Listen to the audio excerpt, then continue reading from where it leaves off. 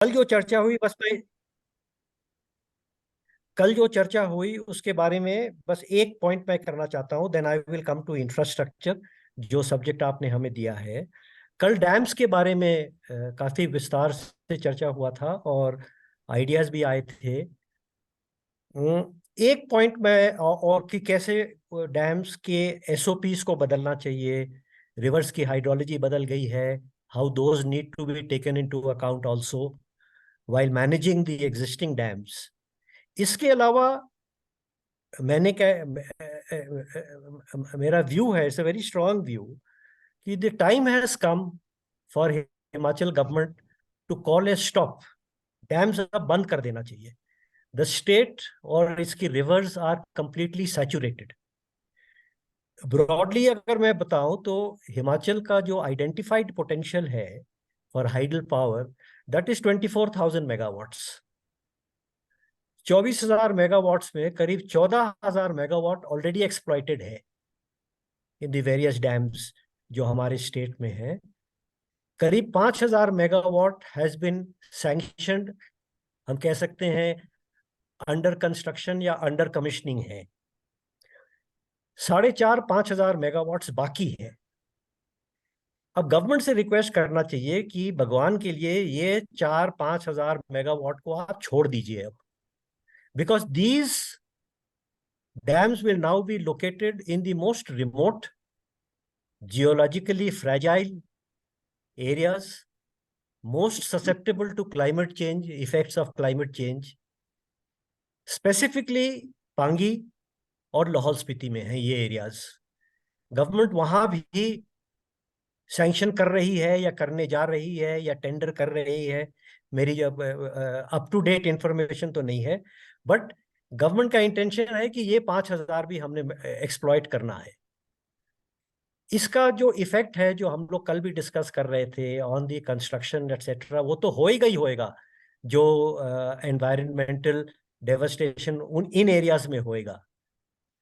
But एक additional ये है कि ये जो रिवर्स हैं जो अब ये एक्सप्लॉइट करेंगे, जैसे चंद्रा है, भागा है वगैरह, these are all glacial rivers, they are all fed by glaciers. अच्छा, मैं तो इन नदियों के सोर्स तक गया हूँ। पार्वती के जो चारों नदी हैं, तीर्थन, पार्वती, जीवानाल, सेंज, चारों ग्लेशियर्स तक मैं गया हूँ। चंद्रभागा, चंद्रा रिवर का जो ग्लेशियर है, बारालाचा ग्लेशियर है, वहां भी मैं गया हूँ। These are all glacial rivers, और it is well known now कि the rate of melting of glaciers is getting amplified. It is because of global warming बढ़ते जा रहा है। तो इन नदियों का जो हाइड्रोलॉजी है, this is unpredictable now, and any hydel project based on these reverse, माने इस पॉइंट ऑफ व्यू से भी जो डिस्ट्रक्शन वगैरह होता है वो तो है, बट इस पॉइंट ऑफ व्यू से भी it is extremely risky now to construct dams on these rivers. तो एक तो ये भी हमारी सिफारिश होनी चाहिए कि भगवान के लिए ये जो 5,000 मेगावाट है ये आप छोड़ दीजिए, and respect the wishes of the local people. Kinnaur में भी एजिटेशन हुआ था, काफी चला था प्रोजेक्ट्स के बारे में, सरकार नहीं मानी, सतलुज को चौपट कर दिया हुआ है। अब कम से कम ये जो 2-3 नदियां बची हुई इनको छोड़ देना चाहिए। ये तो था जो डैम्स के बारे में एज एन असाइड।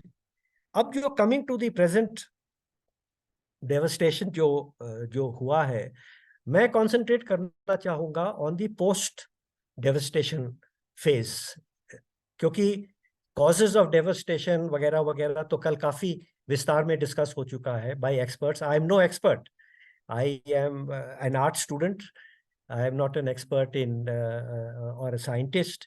मैं जो कह रहा हूँ that is out of my 35 years of experience Himachal में, of touring and travelling in Himachal, meeting local peoples, listening to their problems, उसके बेसिस पे है, not on any scientific background. So हो सकता है कि कहीं कमियां होंगी, दैट आई विल रिक्वेस्ट की please overlook those if there are any scientific defects in my presentation. Coming to this post devastation phase, मुझे डर अब ये हो रहा है पिछले, क्योंकि अब तो काफी टाइम हो गया। First phase of devastation was 7th to 11th जुलाई, फिर 12 से 15 अगस्त तक हुआ।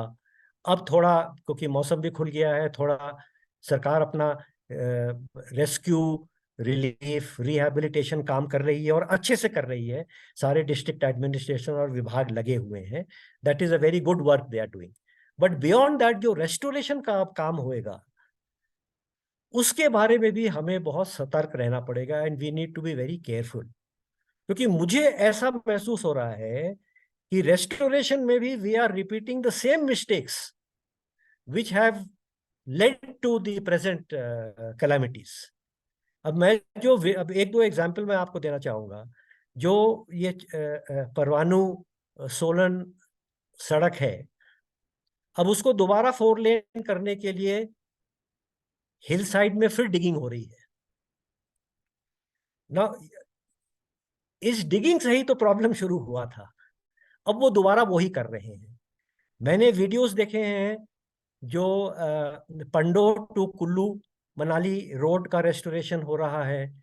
दोबारा फिर से वही मिस्टेक रिपीट कर रही है एनएचएआई, कि वो फिर ब्यास के बेड पे फिर रिटेनिंग वॉल बनाना शुरू कर दिया है उन्होंने, और उसको कट एंड फिलिंग से फिर वो करेंगे।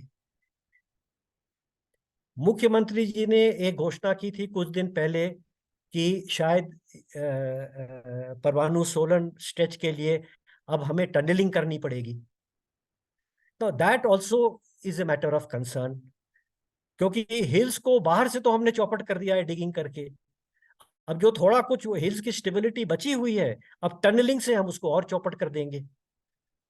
एंड वो टनलिंग का जो हजारों टन जो मक निकलेगा, वो फिर वो वैली में हम डालेंगे। मतलब we are repeating the same mistakes which have led to the present tragedy. We need to be very careful about that. Number 2, मेरे कुछ सजेशंस हैं जो गवर्नमेंट के। देखिए, गवर्नमेंट जब भी प्लानिंग करती है तो वो 3 स्टेजेस में होते हैं। इमीडिएट क्या करना है, short term and medium term and then long term. Now medium term and long term के लिए चीफ मिनिस्टर साहब ने घोषणा की है कि he will be setting up committees of various experts, scientist, geologist, hydrologist वगैरह, forest people, environmentalist, to study the whole thing. Supreme court ने भी सुओमोटो कॉग्निजेंस लेके कहा है कि हिमालयन स्टेट्स के लिए the court is thinking of setting up A high powered committee. Himachal high court ने भी एक पिटिशन एडमिट किया हुआ है about construction of 4 lane highways, और अटॉर्नी जनरल को भी नोटिस दिया हुआ है। अब चलिए, ये सब कार्रवाई तो चलती रहेगी, but this is in the long term, this will take time. Chopra Saab understands very well how committees work, how much time they take, how they arrive at decisions. And the second thing is कि decisions अगर या recommendations committee के होंगे तो क्या सरकार उनको accept करेगी, या मौसम खुल जाएगा तो we will forget about all this and wait for the next disaster। एक 95 में हुआ था, अब एक 23 में हुआ, शायद 5 साल तक कुछ नहीं होगा तो हम लोग भूल जाएंगे। तो कमिटीज अपना काम करेंगी और सरकार को उनके रिकमेंडेशंस। इनफैक्ट हाँ, मैं ये भी मेंशन कर दूं कि अभी वेरी रिसेंटली जो parliamentary standing committee on science, technology and environment, जो मिस्टर जयराम रमेश जिसके चेयरमैन हैं, उन्होंने भी एक रिपोर्ट अपनी अभी दी हुई है। I will request you all कि वो भी रिपोर्ट आप जरा देख लें। उसमें भी वो बात कर रहे हैं कि हिमालयन स्टेट्स के लिए एक सेपरेट डेवलपमेंट प्लान्स होने चाहिए। तो मेरा कहने का मतलब है कि this will happen in due course of time, but some immediate action is required। कि भाई ये जो बिजनेस एज यूजुअल नहीं चलते रहे, जो पिछले इतने सालों से चला आ रहा है, कि कम से कम इसको कहीं रोक देना चाहिए। हमें एक रेड लाइन अब ड्रॉ करना चाहिए कि भाई अब ये कम से कम जब तक लॉन्ग टर्म प्लान्स हमारे नहीं बनते हैं, तब तक कम से कम जो इमीडिएट कॉजेज ऑफ डिजास्टर हैं उनको हम एड्रेस करें।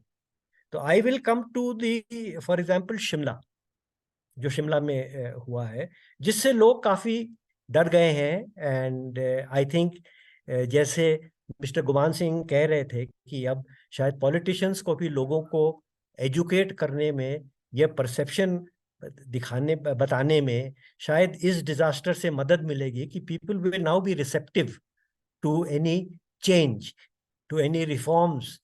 अगर उनको समझाया जा सके तो शायद इससे ये हो सके। अब शिमला के बारे में मेरे 2-3 सजेशंस हैं कि मैं तो अभी मशोबरा में हूँ, मैं 3 महीने से मशोबरा, मैं निकल नहीं पा रहा हूँ। I can't go to Shimla क्योंकि रोड सारे ब्लॉक्ड हैं। अगर शिमला में पहुंच भी गया तो देर इज नो गारंटी कि मैं वापस आ पाऊंगा मशोबरा। इतनी बुरे हाल हैं। और रात को जब यहाँ बारिश होती है, आप मानिए लोग डरते हैं, पूरी रात सोते नहीं है कि भाई कहीं पेड़ नहीं गिर जाए, कहीं लैंडस्लाइड नहीं हो जाए। ये पोजीशन है शिमला की। तो in the context of this, मेरे विचार में the first thing the chief minister should do is, ये जो शिमला डेवलपमेंट प्लान बना है 2041, जिसको पहले 2018 में नेशनल ग्रीन ट्राइब्यूनल ने स्ट्राइक डाउन कर दिया, government went in appeal to the high court, high court agreed with the national green tribunal, they also quashed the plan. अब सरकार सुप्रीम कोर्ट में अपील की हुई है। अगर if the government means business, the first thing they should do is withdraw the appeal from the supreme court. ये Shimla development plan नहीं है, ये शिमला डिस्ट्रक्शन प्लान है। इसको इमीडिएटली जो सरकार ने अपील किया हुआ है, this should be withdrawn and the plan should be thrown into the waste paper basket. मैं 2 साल town and country planning secretary भी मैं रह चुका हूं, and I can say with full responsibility कि this is probably one of the worst policy documents जो government ने प्रोड्यूस किया है। Whether they have done it under political pressure, elections आने थे, या they have done it under the pressure of various lobbies, business interests वगैरह, I don't know, I don't want to comment on that also।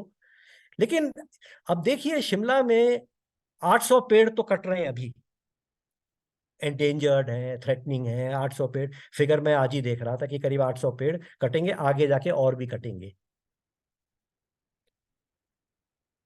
जो जो ये development plan है, it proposes कि जो 17 ग्रीन बेल्ट्स हैं, 400 हेक्टेयर जो ग्रीन बेल्ट्स हैं, जहां no construction is permitted at the moment since 2002, I think 2000, जब भी मैंने इसको नोटिफाई किया था एसटीसीपी सेक्रेटरी, 400 हेक्टेयर है। द प्लान का प्रपोजल है कि construction will be permitted in the green belt up to 2 stories with full monitoring of the government.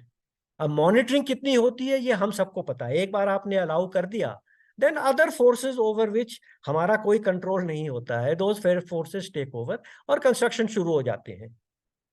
Plan ये भी कहता है कि जो प्रोहिबिटेड जोन है और कोर एरिया ऑफ शिमला है, where construction was not prohibited, was completely prohibited, after national green tribunal का ऑर्डर था, वहां कंस्ट्रक्शन अलाउ कर देंगे 2.5 story तक। और नॉन कोर एरियाज जो हैं वहां 5 stories, 4+1 will be permitted. Argument क्या है कि Shimla has to grow, as a city Shimla has to grow, और ग्रोथ के लिए अब स्पेस जगह नहीं है, तो we have to go vertical. अब आप मैनहट्टन, न्यूयॉर्क और दिल्ली का आइडियाज अगर आप ये पहाड़ में 7,000 फुट पे इस जियोलॉजी में आकर अगर आप उसको ट्रांसप्लांट करेंगे तो you are asking for disaster. अच्छा, it is not just a matter of construction. अच्छा, प्लान का ऑब्जेक्टिव आप देखिए, मैंने I have not come across a more absurd objective. The objective is to double the population of Shimla by 2040 to accommodate growth. माने 2.5 लाख अभी है शिमला का permanent population, 70,000 tourist आते हैं सीजन में पर डे। 2.5 लाख को आप 4.5-5 लाख करना चाहते हैं, कहां से आप यहाँ सस्टेन करेंगे? सड़कें कहाँ बनाएंगे आप? वाटर सप्लाई कहाँ से आप देंगे? पार्किंग आप कहाँ देंगे? ट्रैफिक कैसे मैनेज करेंगे? आज भी नहीं मैनेज हो रहा है 2.5 लाख के साथ, और आप इसको 4.5-5 लाख करना चाहते हैं। So the first imperative for the government and for the honourable chief minister is कि आप प्लीज अपना अपील विड्रॉ कर लीजिए, इस डेवलपमेंट प्लान को, शिमला डेवलपमेंट प्लान को क्वॉश कर दीजिए, एंड देन प्रोसीड फर्दर कि अब क्या करना है इसके बारे में, शिमला के बारे में। इसके बारे में मेरा नंबर 2 सुझाव है शिमला के बारे में कि there should be an immediate ban on all construction including the ongoing construction. आप पहले बंद कर दीजिए कि भाई आज से कोई कंस्ट्रक्शन नहीं होएगा। सीएम साहब ने खुद कहा है कि construction is being not being done according to scientific lines, the soil capacity is not being studied before making constructions of houses in Shimla. तो अब सरकार को चाहिए थोड़ा ब्रीदिंग स्पेस, चाहिए टाइम, चाहिए ये सब एग्जामिन करने के लिए। बट इसमें टाइम लगेगा आपको, और तब तक अगर कंस्ट्रक्शन वैसे ही चलता रहा जैसे अभी तक चल रहा है, तो फिर by the time you come up with your new plan, you will have created another 2-3,000 buildings in danger. तो प्लीज स्टॉप द कंस्ट्रक्शन। जो ऑन गोइंग कंस्ट्रक्शन है, जिनको आपने ऑलरेडी परमिशन दिया हुआ है, उनको on a case to case basis examine कर लीजिए कि भाई they are according to the rules, not only town and country planning rules, but also from the safety point of view, the soil can support this, आपका construction उस तरह का है वगैरह वगैरह, ड्रेनेज प्रॉपर है वगैरह वगैरह करके केस बाय केस आप अलाउ करिए, but blanket ban on construction otherwise, because Shimla cannot support any more either construction or population. Which brings me to my third point about Shimla. Third point is to start the process of decongesting Shimla. Shimla ka population should be reduced rather than increased, because Shimla, neither the infrastructure nor the soil nor the drainage can cope with the existing pressure on Shimla. अभी government ने announce किया है कि शिमला का एक satellite town वो बनाने वाले हैं, शायद उसका नाम है जाठिया देवी, जैसा बिलासपुर रोड में उधर कहीं बना रहे हैं। तो इसको आप डफटेल कर दीजिए into your plan for Jathia Devi. Start the process of decongesting Shimla. ठीक है, आप उनको you start shifting them to Jathia Devi, जैसे जैसे आपका जाठिया देवी का प्लान बन रहा है, through a process of incentives and disincentives. Which brings me to the next point. One disincentive can be कि आप शिमला में अब होटल्स मत अलाउ करिए। Don't register any more hotels in Shimla. Hotels, home stage, guest houses, lodges, जो भी उसका नाम है, Again, जब तक आप ये नहीं करेंगे, अगर नए होटल्स आते रहेंगे शिमला में, तो पॉपुलेशन आप नहीं कंट्रोल कर पाएंगे, ट्रैफिक आप नहीं कंट्रोल कर पाएंगे। 4 लेनिंग आपने ऑलरेडी कर दिया हुआ है या कर देंगे फ्रॉम कालका to Shimla. Number international global experiences कि अगर आप रोड्स इंप्रूव करेंगे तो रोड ट्रैफिक बढ़ेगी। जब ये 4 लेन कंप्लीट हो जाएगा तो यहाँ 15-20 हजार गाड़ियां हो जाएंगी। आपकी total parking available in Shimla is 6,000 vehicles parking area, और शिमला की अपनी गाड़ियां हैं करीब 70-80 हजार, और टूरिस्ट सर गाड़ियां अलग से आएंगी। सर आप 1 मिनट और है होटल्स और सर। होम स्टेज वगैरह, सॉरी, एक finishing, yes. Okay okay, then I will skip this and I will come to 4 laning, which is 4 laning के बारे में something I have been talking about for a long time. Himachal में there should be अ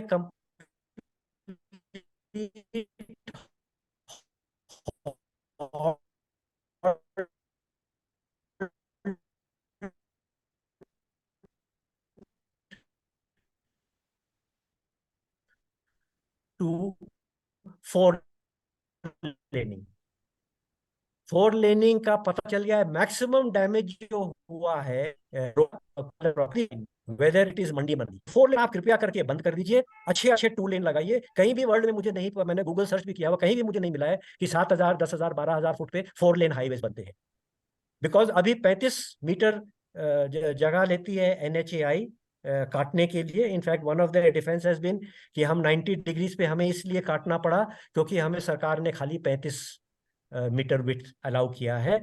अगर हमने steps पे काटना है तो हमें 45 मीटर चाहिए।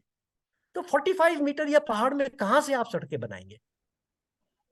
तो please stop 4 laning, please stop construction in Shimla. I think I will stop here.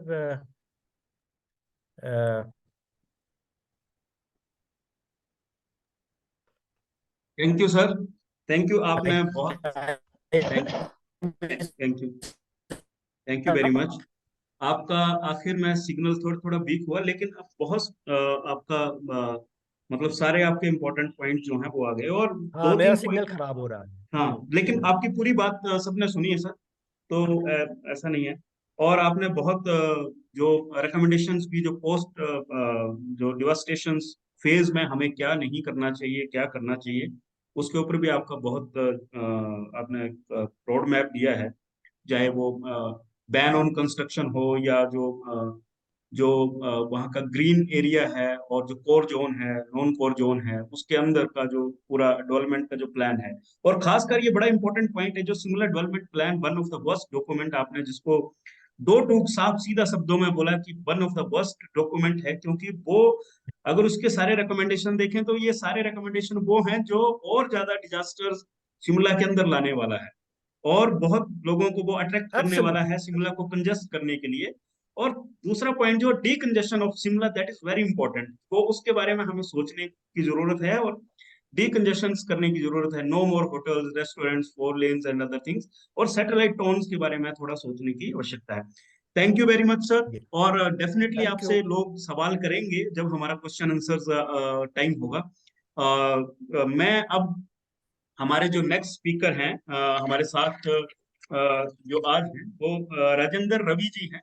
Rajendra Ravi ji people source resource centre जो है दिल्ली में, उसमें काफी सालों से काम कर रहे हैं, और वहाँ के प्रोग्राम कोऑर्डिनेटर हैं, और जो institute of democracy and sustainability Delhi का है, उसके कन्वीनर हैं। और इसके साथ साथ जो national alliance for people movement है, NAPM, उसमें उसके एक्टिव मेंबर हैं, कन्वीनर हैं उसके। और सस्टेनेबिलिटी अर्बन मोबिलिटी नेटवर्क जो है इंडिया का, उसमें भी ये फाउंडिंग मेंबर्स हैं। राजेंद्र रवि जी काफी टाइम से काफी कुछ, कई कॉलम्स लिखते हैं, और कई उसमें अपना योगदान दे ही रहे हैं।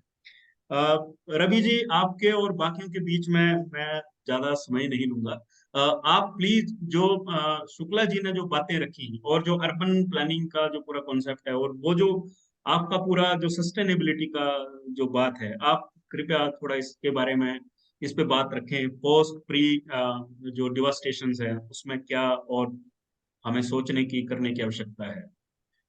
रवि जी प्लीज। शुक्रिया संदीप जी और साथियों।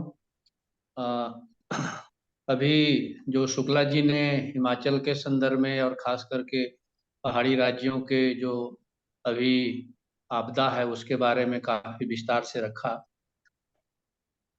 वो संदर्भ भी वही है अभी चर्चा का। लेकिन मैं थोड़े अर्बनाइजेशन के जो पूरे प्रोसेस है और समतल इलाकों में जो चीजें हो रही है उसके बारे में ध्यान आकर्षित करूंगा।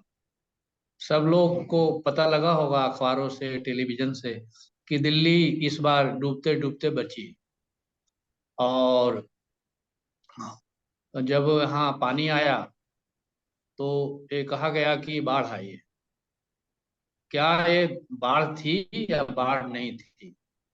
दरअसल जो पानी आई और उन जगहों पे पानी गया जिन जगहों पे पानी, पहले पानी का अधिकार था, पानी का स्वामित्व था, और शहर के जितने भी पहले जो जल स्रोत थे, जो जमुना में आकर के उसको जमुना में पानी को बढ़ाती थी अपने अरावली के इलाकों से, छोटी छोटी नहरें, छोटे छोटे नदियां, वो सब, वो विकास के क्रम में सब नाले में परिवर्तित हो गया।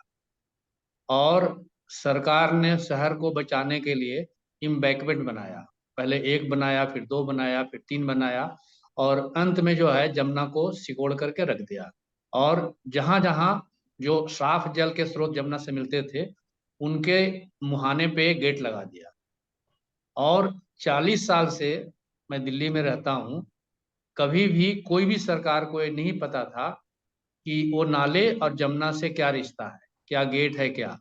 तो आप सबने देखा होगा कि किसी को पता नहीं चला कि सुप्रीम कोर्ट के पास पानी कहाँ से आ रहा है, प्रगति मैदान में पानी कहाँ से आ रहा है, ये जो वीआईपी इलाके हैं उनके मकानों के अंदर में पानी कैसे प्रवेश कर गया। तो ये जो जल स्रोत थे पुराने, और जमुना का पानी जब पूरे बेग पे छोड़ा गया तो वो सब बैक वाटर आया, और वो पानी तो कम गया, लेकिन शहर के पानी जो है वो जमुना में जाना बंद हो गया। तो शहर में जमुना के पानी से ज्यादा शहर के गंदे पानी का जमाव खूब दिनों तक रहा। संजोग ये रहा कि उन दिनों दिल्ली में बारिश नहीं हुई, इसीलिए तबाही का जो वो था, जितना होना चाहिए था उससे कम हुआ। अभी जो हमारे यहाँ शहरीकरण हो रहा है, वो पुराने जो शहरीकरण की जो प्रक्रियाएं थी, जो इंटीग्रेटेड तरीके से हम देखते थे कि शहर में पशुपालन भी होगा, खेती भी होगी, हमारा घर और काम का स्थान आसपास में होगा, जिसमें हम कम से कम पैदल और ऐसे वाहनों से जा सकते हैं जिसमें कि प्रदूषण नहीं लगेगा, ज्यादा चौड़े सड़कें नहीं चाहिए होगी, स्ट्रीट चाहिए होगा। ये पूरा का पूरा जो नया जो मास्टर प्लान का जो हमने अडॉप्ट किया है और जो इलेक्टेड बॉडी है उससे डिस्कनेक्ट कर दिया है, जो चुनी हुई सरकारें हैं उससे डिनिक्ट होकर के अथॉरिटी के यहाँ चली गई है। वो मास्टर प्लान बनाते हैं, अपने को मास्टर कहते हैं, और वो सीधे सीधे उस इलाके के ज्योग्राफी को, चाहे वो पानी का स्रोत हो, तालाब हो, खेत हो, चारागाह हो, उसको सेक्टरों में बांट देती है कि अब यहाँ पे शहरीकरण हुआ है तो अब यहाँ पे ऑफिस रहेंगे, यहाँ पे रिहाइश रहेगा, यहाँ पे स्कूल रहेंगे, कॉलेज रहेंगे, पार्क रहेंगे। तो जो पुरानी हमारी गतिविधियां थी वो सब खत्म हो जाती है, उसको बैन कर दी जाती है, इलीगल कह देते हैं।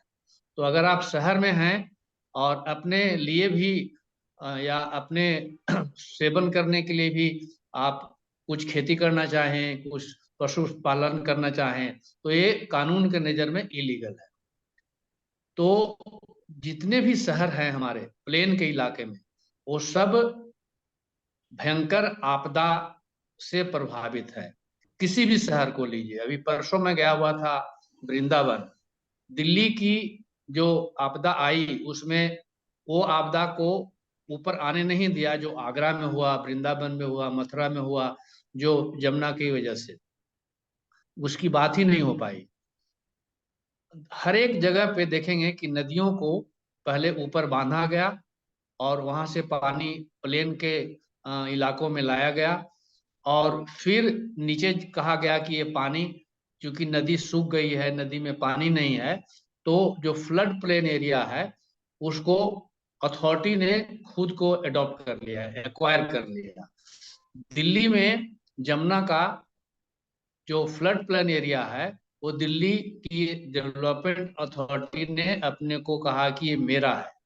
अब आप कल्पना कर सकते हैं कि जो 150 साल से वहां पे किसान खेती करते थे, पशुपालन करते थे, उसको मालिकाना हक न दे करके डीडीए जो 1957 में बनी, वो ये कह रही है कि मैं मालिक हूँ, जबकि वहां पहले किसान रहते थे, मछुआरे रहते थे, पशुपालक रहते थे।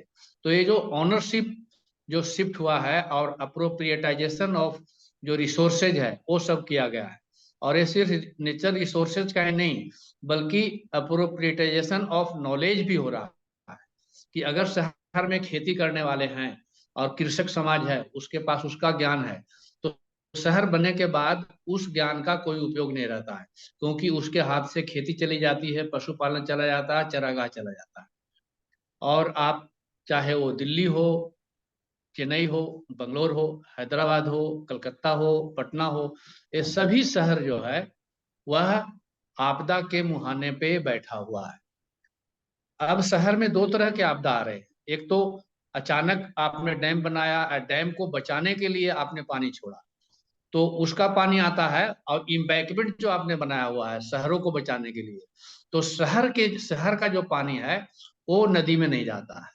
तो जो शहर का इलाका है इम्बैकमेंट से बाहर, वो जल जमाव से डूबता है, और जो नदी का जो पानी है वो फिर जहां जहां उनके अपने स्थान थे वहां पे वो पहुंचने की कोशिश करता है।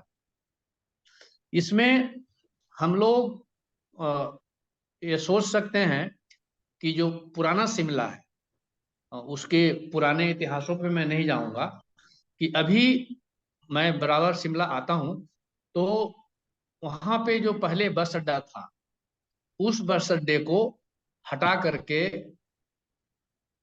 बाहर ले जाया गया और गाड़ियों को आप वहां तक पहुंचाने के लिए मल्टी स्टोरी पार्किंग बनाए, जहां जो शहर पैदल यात्रियों के लिए कार फ्री एरिया है, और वहां पे आपने पब्लिक ट्रांसपोर्ट को जो सुविधा वहां होना चाहिए था शहर के अंदर, वहां से हटा करके बाहर ले गए और वहां पे आपने मल्टी स्टोरी बनाया। तो यह जो जो पूरी दुनिया में जो विकास का जो पहिया जो घूम रहा है, उसमें लोग कह रहे हैं कि अब हमारे शहर जो हैं उसको डीकंजेशनाइज करना चाहिए। शिमला और ऐसे और भी शहर हमारे यहाँ है जो परंपरागत रूप में, जहाँ पे ऑलरेडी इसकी इसकी जो है प्राथमिकता रही है, चाहे वो शिमला हो, चाहे वो कुल्लू हो, चाहे मनाली हो। ऐसे छोटे छोटे जगह हैं जो कार फ्री इलाके हैं। इसको लेकर के लोग अपने के यहाँ यूरोप में इस तरह की चीजें, अब जो कोरोना काल में हुआ, तो कोरोना काल में ये सरकारों ने निर्णय किया कि हमें कारों को शहर से निकालना है, कारों को शहर के सेंटर में स्थान नहीं देना है, और इसलिए वहां पे साइकिलिंग पेडेस्ट्राइजेशन का जगह बनाया गया और पब्लिक ट्रांसपोर्ट को सेंटर स्टेज में लाया गया। हम अपने तमाम शहर और खास करके पहाड़ी सड़कों को, जो आबादी का जो दबाव है, वो कौन सी आबादी है, वो लोकल आबादी है कि बाहर के लोगों की आबादी है, वो कौन सी गाड़ियां हैं जो जाती है यहाँ से, वो लोकल गाड़ियां हैं कि बाहर की है। तो ये जो 4 लेन की जो सड़कें बन रही है, वो सब दिल्ली और पंजाब और हरियाणा के लोगों की सुविधा के लिए है, जो जाकर के वहां न सिर्फ समाज के साथ उद्दंडता पैदा करता है, बल्कि वहां के प्रकृति के साथ भी करता है। तो हमें लग रहा है कि निर्माण पे रोक तो लगना ही चाहिए, लेकिन शहरीकरण के जो हमारे पुराने अनुभव हैं और जो नए ग्लोबल चैलेंज के माध्यम से जो हमारे ही अनुभव के तरह वहाँ के शहरों का निर्माण शुरू हुआ है, जो पहिया को घुमाया जा रहा है, उसको देखने की जरूरत है कि हमारे जो सबसे ज्यादा जो सुकून लोगों को देता है शिमला में, वहाँ के आबो हवा और मिलने की जगह, मॉल पे चले जाएं, रिज पे चले जाएं, जो लोग मिलते हैं, घुलते हैं, बात करते हैं, जहाँ गाड़ियों को चिलपो नहीं होता है। तो ऐसी जगहों के निर्माण का पूरे दुनिया में डिमांड बढ़ा है कि लोग चाहिए, प्रकृति चाहिए, हमें गाड़ियों का काफिला नहीं चाहिए। और लोग आएंगे जाएंगे तो इसके लिए पब्लिक ट्रांसपोर्ट चाहिए, और पब्लिक ट्रांसपोर्ट में सबसे पहले आपको बस, रोड बेस ट्रांसपोर्ट करना है तो बस को लेके आप बना सकते हैं। और बसें पहले भी शिमला जाती थी, जब 4 लेन नहीं थी तो भी बहुत आराम से जाती थी। और जल्दी क्यों है आपको, आपको अगर यात्रा करनी है तो इतनी जल्दी क्या है कि आप 4 घंटा में पहुंच जाएं। आप प्रकृति के अनुरूप जो सड़कें बनी है उसके अनुसार जाएं। तो हमें लग रहा है कि ये जो बाहर का जो राजनीतिक दबाव है और ग्लोबल दबाव है, उसमें जमीनों का उपयोग को बदलाव करना, ज्यादा से ज्यादा हम घर बनाना, ऊंचाई के ऊंचा ऊंचा मकान ले जाना, ये शायद जहां तक मेरी समझ है कि स्थानीय लोगों से ज्यादा बाहरी लोगों की जरूरत है। जो होटल इंडस्ट्री है, जो लोगों को लगता है कि हमको दिल्ली में ही मकान है, एक मकान वहां भी हो जाना चाहिए। तो इससे बचने के लिए एक नई किस्म की कल्पना को लेके आगे बढ़ाना पड़ेगा। और वो कल्पना कोई बाहरी नहीं है, बल्कि हिमाचल के धरती पे ही है। वो आप कहीं भी देखेंगे तो पता लग जाएगा कि जो हिमाचल कोर शिमला जो है, उसके उसी तरह की तरह आप देख सकते हैं। तो मैं अपनी बात यहीं पे कह के समाप्त करता हूँ। और देखना, अंतिम बात ये कहता हूँ कि जो हमने नए किस्म की जो सेक्टर बनाने के लिए तय किया है, वो सेक्टर बना रहे हैं, उसकी बजाय हम एक मिश्रित जमीन उपयोग की तरफ आगे बढ़ें, जो पहले हमारे यहाँ थी, कि घर हो, आसपास में खाने पीने की चीजें उपजाई जा सके, पशुशाला हो जहाँ पे हम अपने सिग्रीगेट जो मलबे को या वेस्ट को सिग्रीगेट जो कृत्रिम तरीके से कर रहे हैं उसको प्रकृति तरीके से सिग्रीगेट कर सकते हैं, और हम कचरे के पहाड़ से बच सकते हैं। तो अभी मैं अपनी बात यहीं समाप्त करता हूँ, जब प्रश्न वगैरह होंगे तो फिर मैं बात करूंगा। Thank you Ravi ji. पहाड़ का डैम और समतल का अ, एक कर्स कैसे साबित हो रहा है, वो उस रिलेशन को आपने एक रखा है यहाँ पे। और दूसरा, जो मास्टर प्लान के नाम से जो अथॉरिटी में बिना एक्सपर्ट या बिना उस समझ के मास्टर प्लान बन रहे हैं शहरों को बसाने के लिए, तो वो भी एक सवाल आपने छेड़ा है। बहुत बहुत धन्यवाद। हमारे बीच में हमारे थर्ड स्पीकर हैं डॉक्टर ओपी भुरेटा जी। और ओपी भुरेटा जी जो हैं वो अपने अ,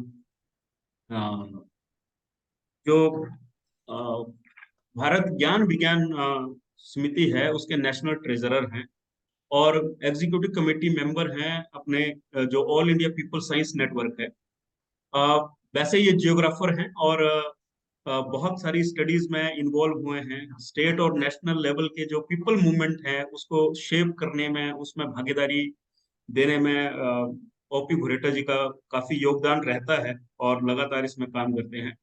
और एक जो कुछ टाइम पहले, कुछ 2 दशक लगभग पहले, 1998 या 1999 में चिड़गांव में क्राउड बर्स्ट हुआ था, जो पहला एक ऐसी घटना थी जो बड़ी घटना हुई थी उस इलाके में, शिमला के इलाके में।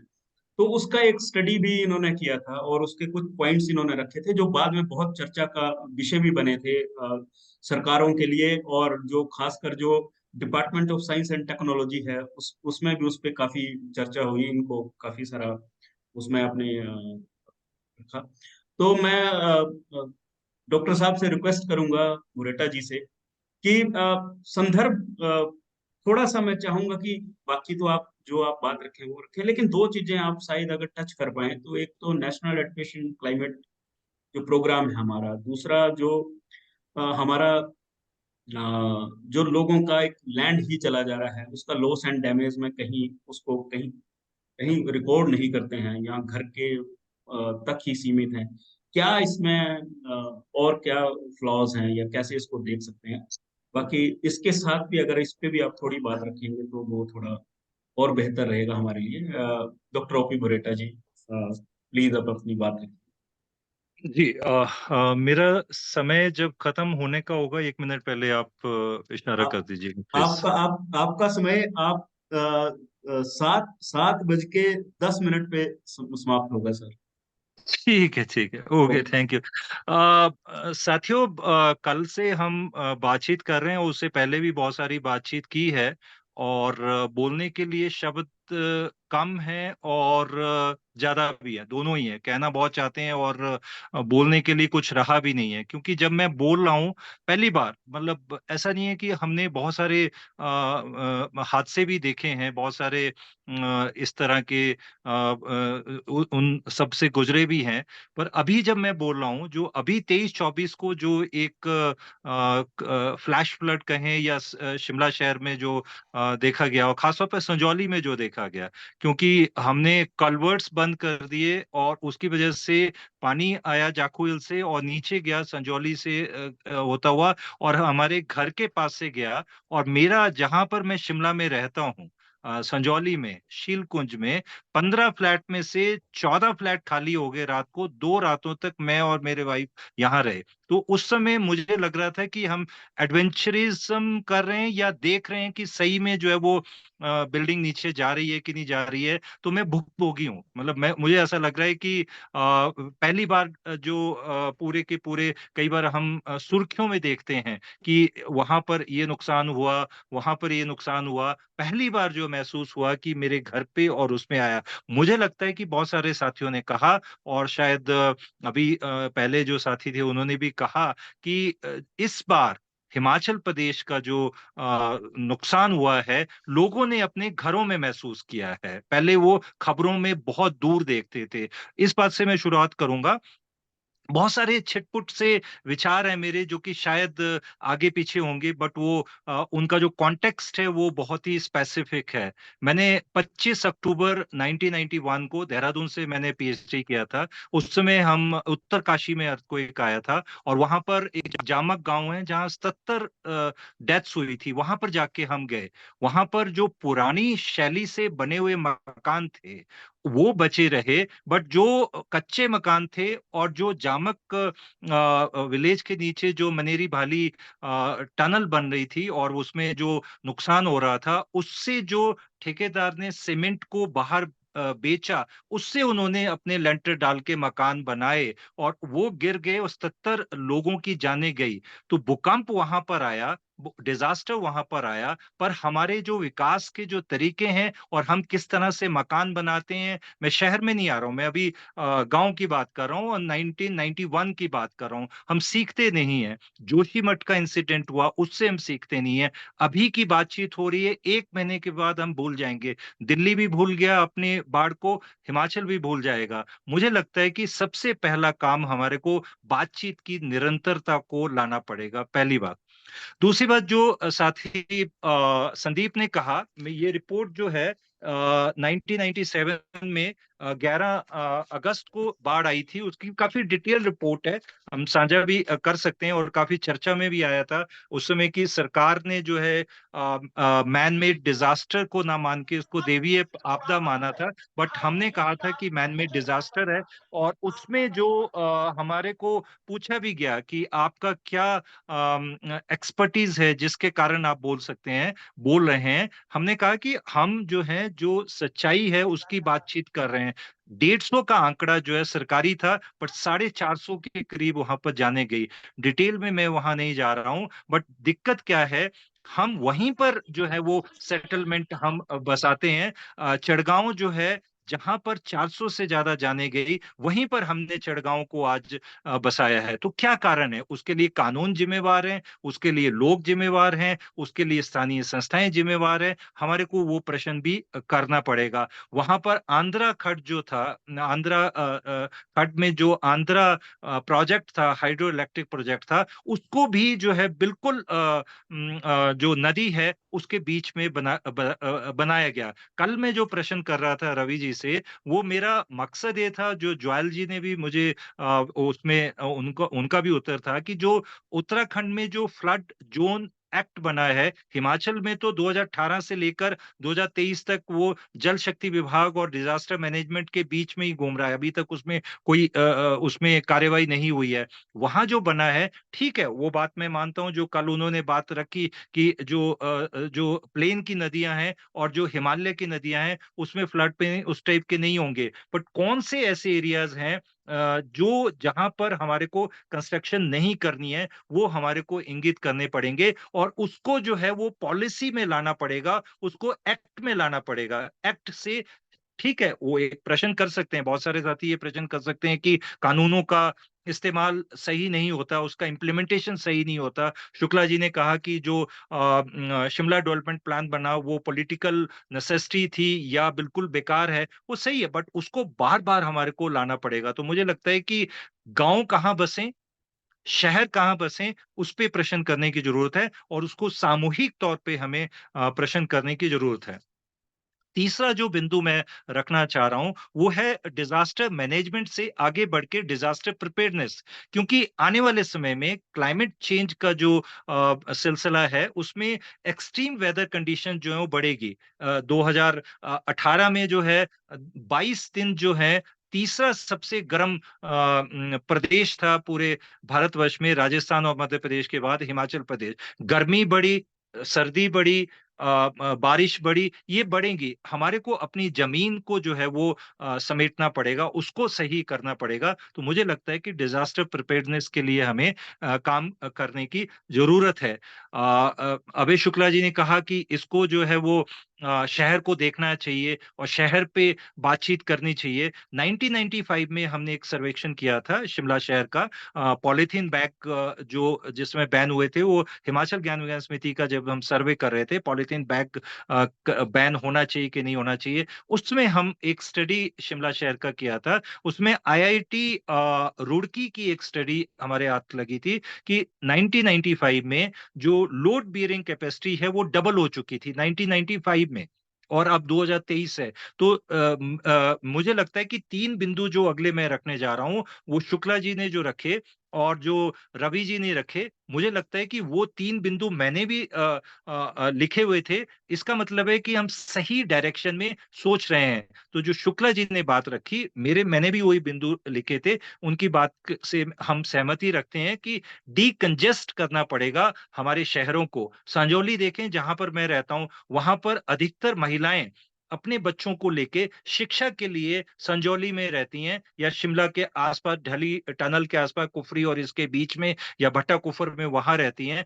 गांव में हमारी शिक्षा प्रणाली क्यों सही नहीं है? गांव का स्वास्थ्य क्यों सही नहीं है? गांव में आजीविका के साधन क्यों सही नहीं है? गांव में जो दूसरी मूलभूत सुविधाएं वो क्यों नहीं मिल सकती? तो डीकंजेस्ट करने के साथ साथ हमारे को विकास का जो नजरिया है, विकास को अगर गांव की तरफ ले जाएं तो वो भी हमें सोचना पड़ेगा। तो डीकंजेस्ट जो है वो शहरों को करना पड़ेगा, उसके आसपास नहीं, उसको बिल्कुल गांव में ले जाएं। तो हमारे को गांव को जो है वो सुदृढ़ करना पड़ेगा।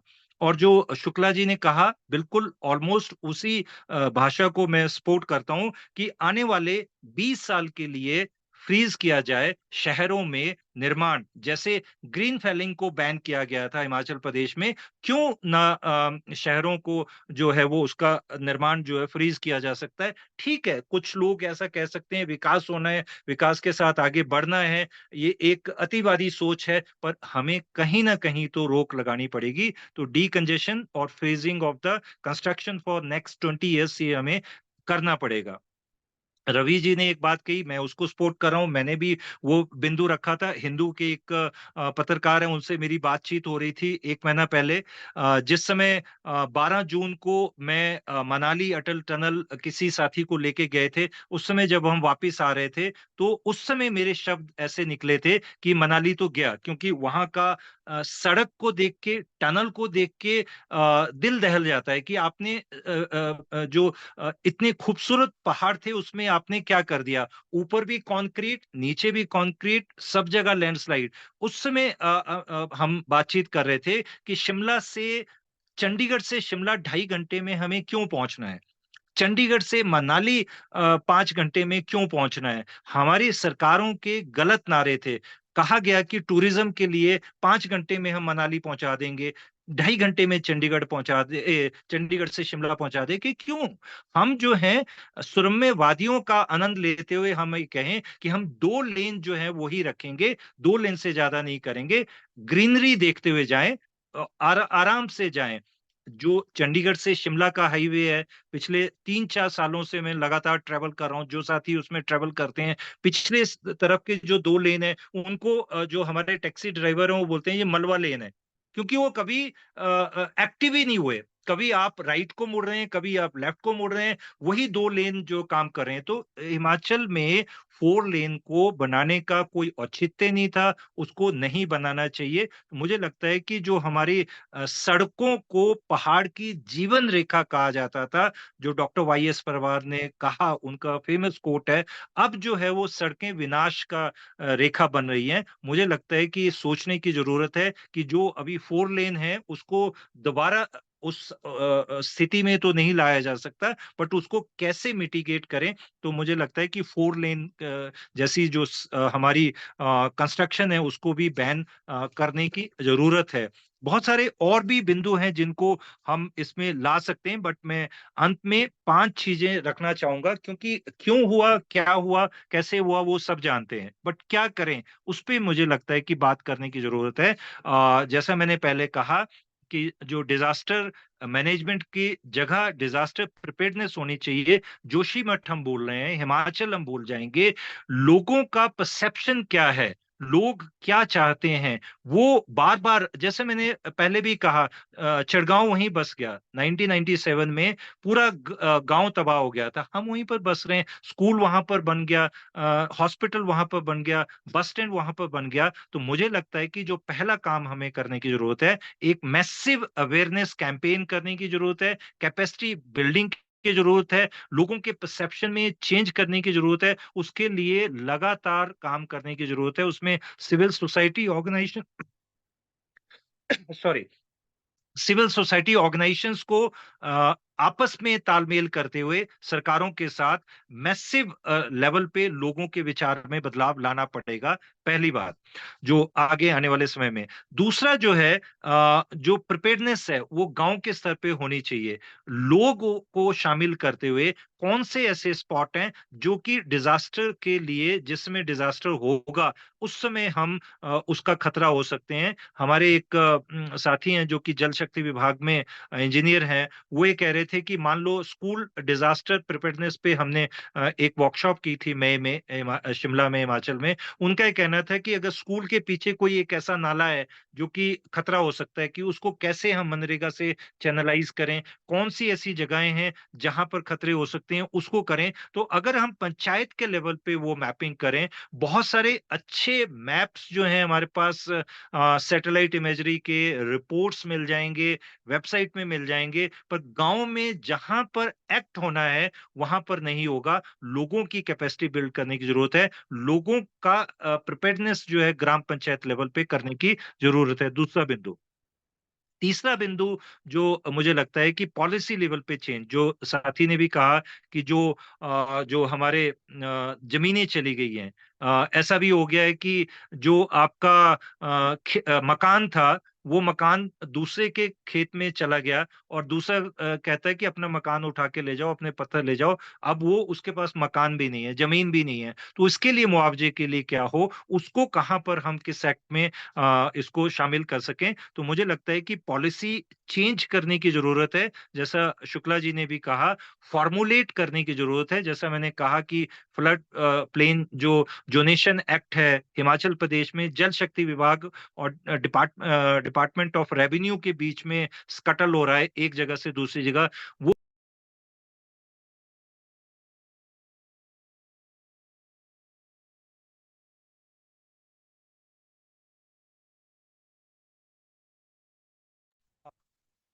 बढ़ सके, वो फॉर्मुलेट करने की जरूरत है। और उसकी इम्प्लीमेंटेशन के लिए जो है एडवोकेसी जो है लगातार सिविल सोसाइटी ऑर्गेनाइजेशन लोगों को करनी पड़ेगी।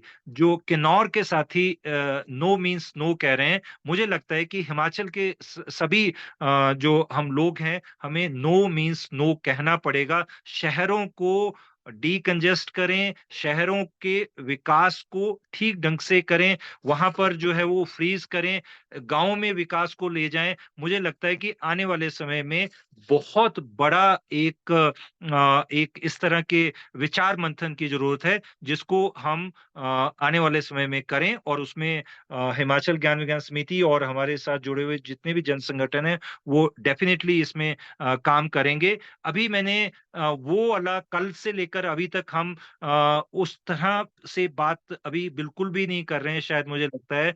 अगर हिमाचल प्रदेश भूकंप प्रभावी क्षेत्र है, अगर 100 साल में जो स्ट्रेस बिल्ट हो रहा है, वो कभी ना कभी जो है वो भूकंप की शेप में आएगा।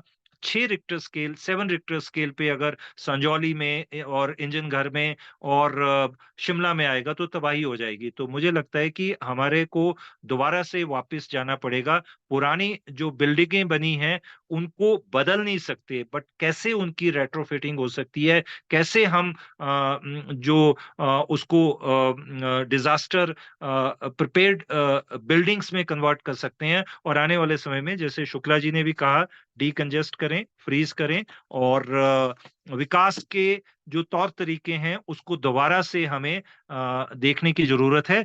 मुझे लगता है कि इतनी बात कह के मैं अपनी बात को समाप्त करूंगा। हालांकि बहुत सारी बातें और हो भी सकती हैं, पर मेरी सिर्फ दिली ख्वाहिश है, और शायद संदीप जी उसको महसूस कर सकते हैं कि हम ये जो ताना बाना अभी बुन रहे हैं, ये ताना बाना जो है 300 65 दिन और अगले 100 सालों तक लगातार रहे। ये दर्द जो है वो सुर्खियों में नंबर नहीं बोलते हैं। उनके जो चेहरे हैं, उनको भी हमें समझने की ज़रूरत है।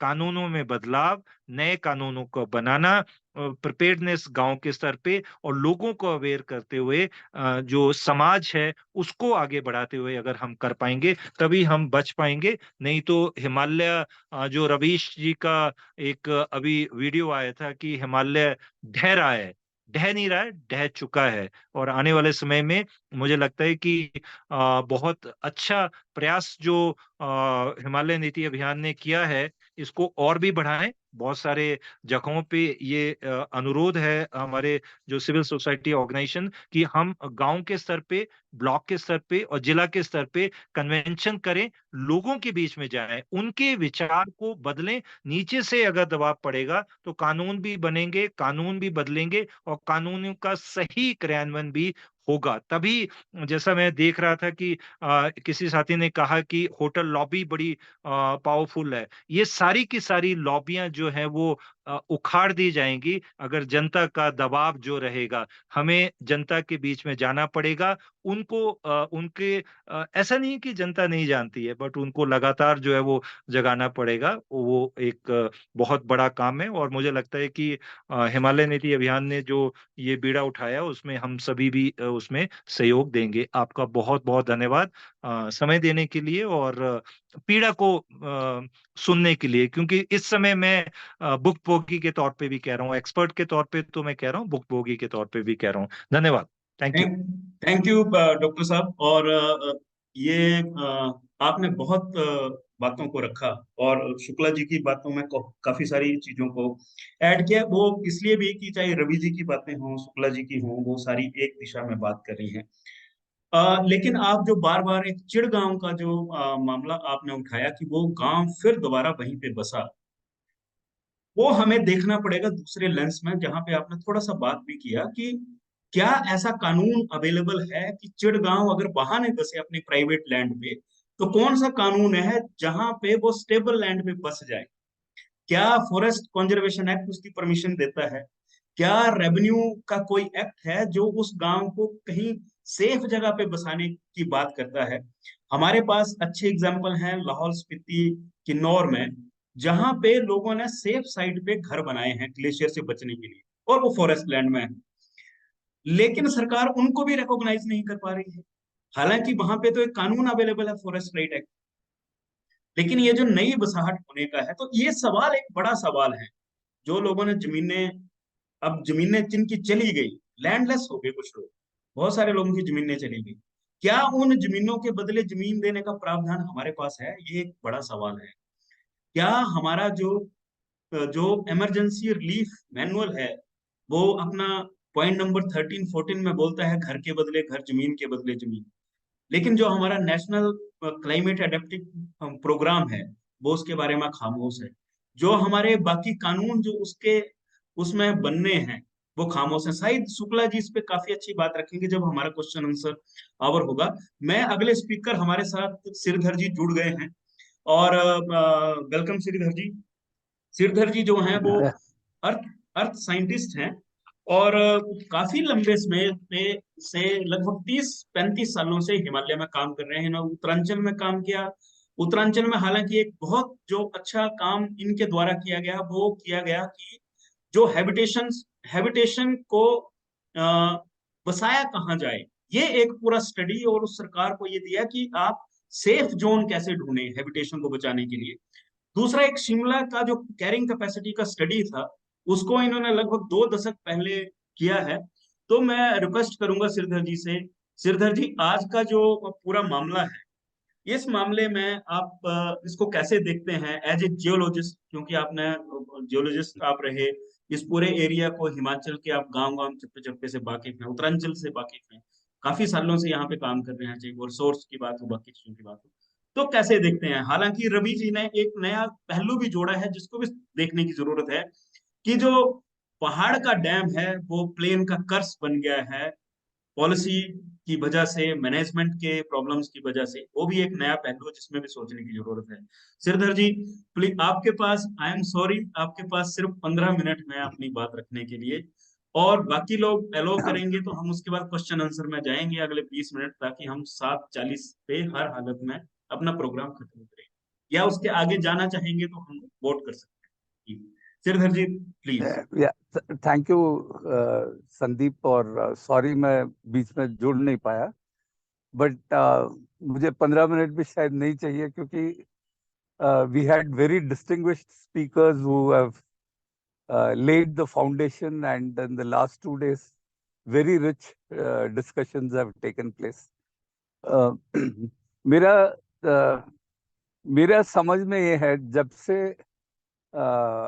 हमारे देश में ये परमानेंट सेटलमेंट हुआ ब्रिटिश के दौरान, और उससे पहले हमें कुछ मुगल टाइम में जो है जमीन के सेटलमेंट का दिखता है, क्योंकि कई कई जगह में अभी भी वो उस लैंग्वेज को यूज करके सेटलमेंट हुआ है।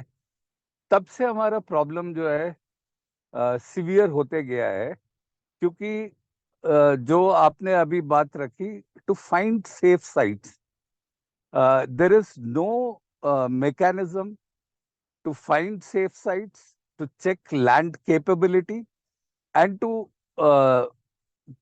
direct land use according to land capability.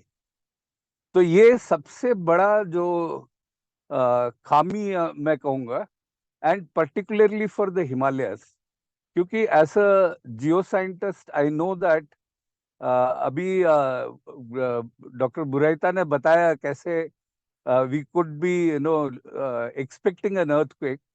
हम जानते हैं कि कश्मीर अर्थक्वेक 2006 और जो नेपाल अर्थक्वेक, इन दोनों के बीच में ये बीच वाला एरिया है, it is now again a साइस्मिक quite. तो यहाँ और एक अर्थक्वेक आने का जो प्रोबेबिलिटी है वो अधिक हो गया है। उसके अलावा we are finding that there are micro earthquakes on an average, one micro earthquake at least is there in the Himalayan region, in the northwest Himalayan region. So this is constantly kind of disturbing the geomorphology, the landform, and but what we are doing is the same kind of technology that we are using elsewhere, whether it is construction technology, road building technology, all of these are just replicated in the Himalayas also. So पहले तो how do we do very intense geotechnical mapping of the Himalayas, and जैसे अभी हम हमारे election के जो constituencies को फिर हम रिकैलिब्रेट करते हैं, ऐसे ही हमारे लैंड को जो है, what should be settlement land, what should be agricultural land, what should be forest land, this has to be recalibrated. अगर हम वो नहीं करेंगे जैसे अभी का है, तो जैसे चीरगांव का एग्जाम्पल दिया, और मोस्ट लेटेस्ट जो प्रधानमंत्री ने जो है केदारनाथ में वहीं उसको फ्लैटन करके उसके ऊपर जो है फिर एक बड़ा सा almost like a town वहां बसाया है। We are only inviting disasters. हमें लैंड का टेक्टोनिक, जियोमॉर्फोलॉजिकल और उसके कैपेबिलिटी के अनुसार ही हमें लैंड यूज को प्लान करना पड़ेगा। हालांकि जो स्टेट का एक लैंड यूज बोर्ड है, लैंड यूज लॉज है, वो कभी उसको दरकिनार किया जा रहा है, या that has never been brought into action at all. So this I would maintain as the most important kind of intervention that is needed. Second is, like everyone has said, there are several places that needs to be decongested, and the decongestion can happen based on what are the kind of activities, what are the kind of things that are required. For instance, we could think of different kinds of departments in different locations in Himachal Pradesh. We don't need all the departments to be based out of Shimla. This can enable decongestion. For instance, maybe we require 20 more settlements in order to decongest Shimla. Third is that we cannot treat environmental and other studies and clearances as only a bureaucratic or an official process. हमें NH21 में clearly दिखा कि सब कागज तो बना लिए, but really there was no understanding of what will be the actual environmental impacts. And some of the environmental impacts need assessment over a long time. अगर हम अभी तपोवन विष्णुगढ़ का देखें या जो अभी टनल देखें, what we are finding is a government takes a decision, the next day there is tender, and the third day there is poclanes and others reaching the ground. Whereas some of these technical studies may need years of studies before you are initiating any project. हम लोग देख रहे हैं कि जो period में जो है 15% स्टेट के लिए और जो 50,000 मेगावाट हिमालयन हाइड्रो स्कीम आया, तो ऐसे एक स्कीम केंद्र सरकार बोलती है तो फटाफट हम उसको आगे बढ़ाते हैं. And there is not adequate assessment, analysis, and we also don't have those kind of skilled people to do it. Even if we see most of the activities that are going on the ground, in road building, I find only the bulldozer operator or the poclane operator taking a decision. Or a person who is blasting the road, he's taking a decision where to blast. So we are not matching the skills that are required to be undertaken for various activities. And also that we need to have certain kinds of areas in the Himalayas which probably should be a kind of a no-go zone for any of the development activities. So as of now, what can we do? We can put a moratorium to all these large-scale projects, whether it is highways, 4 lanes, or hydropower projects. Then large mining. All these kind of things can be held as a moratorium. Second, at the district and at sub-district level, we should start a massive campaign of how to map the land and look at what is the capability of the land and find legislation or create new legislation to enable that change in land use that can happen. Agar for dams and other purposes, the land use change can happen. Land use change can happen also for safe settlements, better and relevant infrastructure, rather than infrastructure that only supports the cement and building industry. Unless we do these steps, I think we are going to face more and more problems. We know very clearly that the extreme weather events will be more. We have already reached vulnerable spots in our settlements. If we continue, we are going to go into more vulnerable spots. Similarly, if we are going to expand mining, we are going to go into more forested areas, more pristine areas. So unless we are not able to do these changes, we should at least be prepared for bigger disasters. As Dr. Buraita said, it's not disaster management, but disaster preparedness.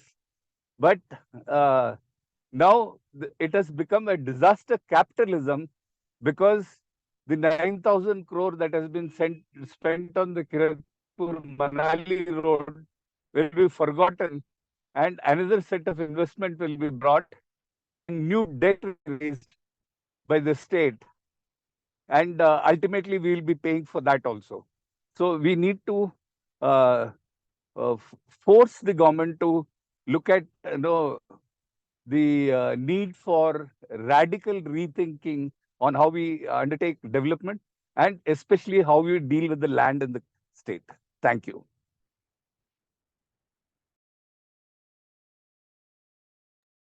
Thank you Shridhar ji. और बहुत 3-4 point में आपने जो बात रखी है कि एक तो मामला ये है कि हमारे पास जियो टेक्निकल जो मैपिंग है उसके संदर्भ में सोचने की जरूरत है हिमालय का। और ये बिल्कुल सही बात है कि जो स्किल्ड पीपल हैं वो लैकिंग हैं, और बहुत सारे वो लोग डिसीजन लेते हैं ऑन ग्राउंड, जो अनस्किल्ड हैं वो किसी मशीन को चलाते हैं लेकिन वो पूरी चीजों को समझते नहीं है। तो बुलडोजर चलाने वाला खुदाई का डिसीजन ले लेता है, ब्लास्टिंग करने वाला जो लेबर है वही डिसीजन ले लेता है। तो बहुत सारी और चीजें हैं, लेकिन महत्वपूर्ण पॉइंट जो आपने उठाए हैं, 2 महत्वपूर्ण पॉइंट जो मुझे लगता है, एक तो ये है कि अगर लैंड यूज चेंज हो सकता है अपने डैम के लिए या बाकी चीजों के लिए, तो सेटलमेंट के लिए भी लैंड यूज चेंज हो सकता है। ह्यूमन के सेफ सेटलमेंट के लिए लैंड यूज चेंज किया जा सकता है, ये और नहीं किया जा सकता है। तो इसका एडवोकेसी को हमें करना चाहिए इस लॉजिक के साथ कि ultimately human being has to be live, right.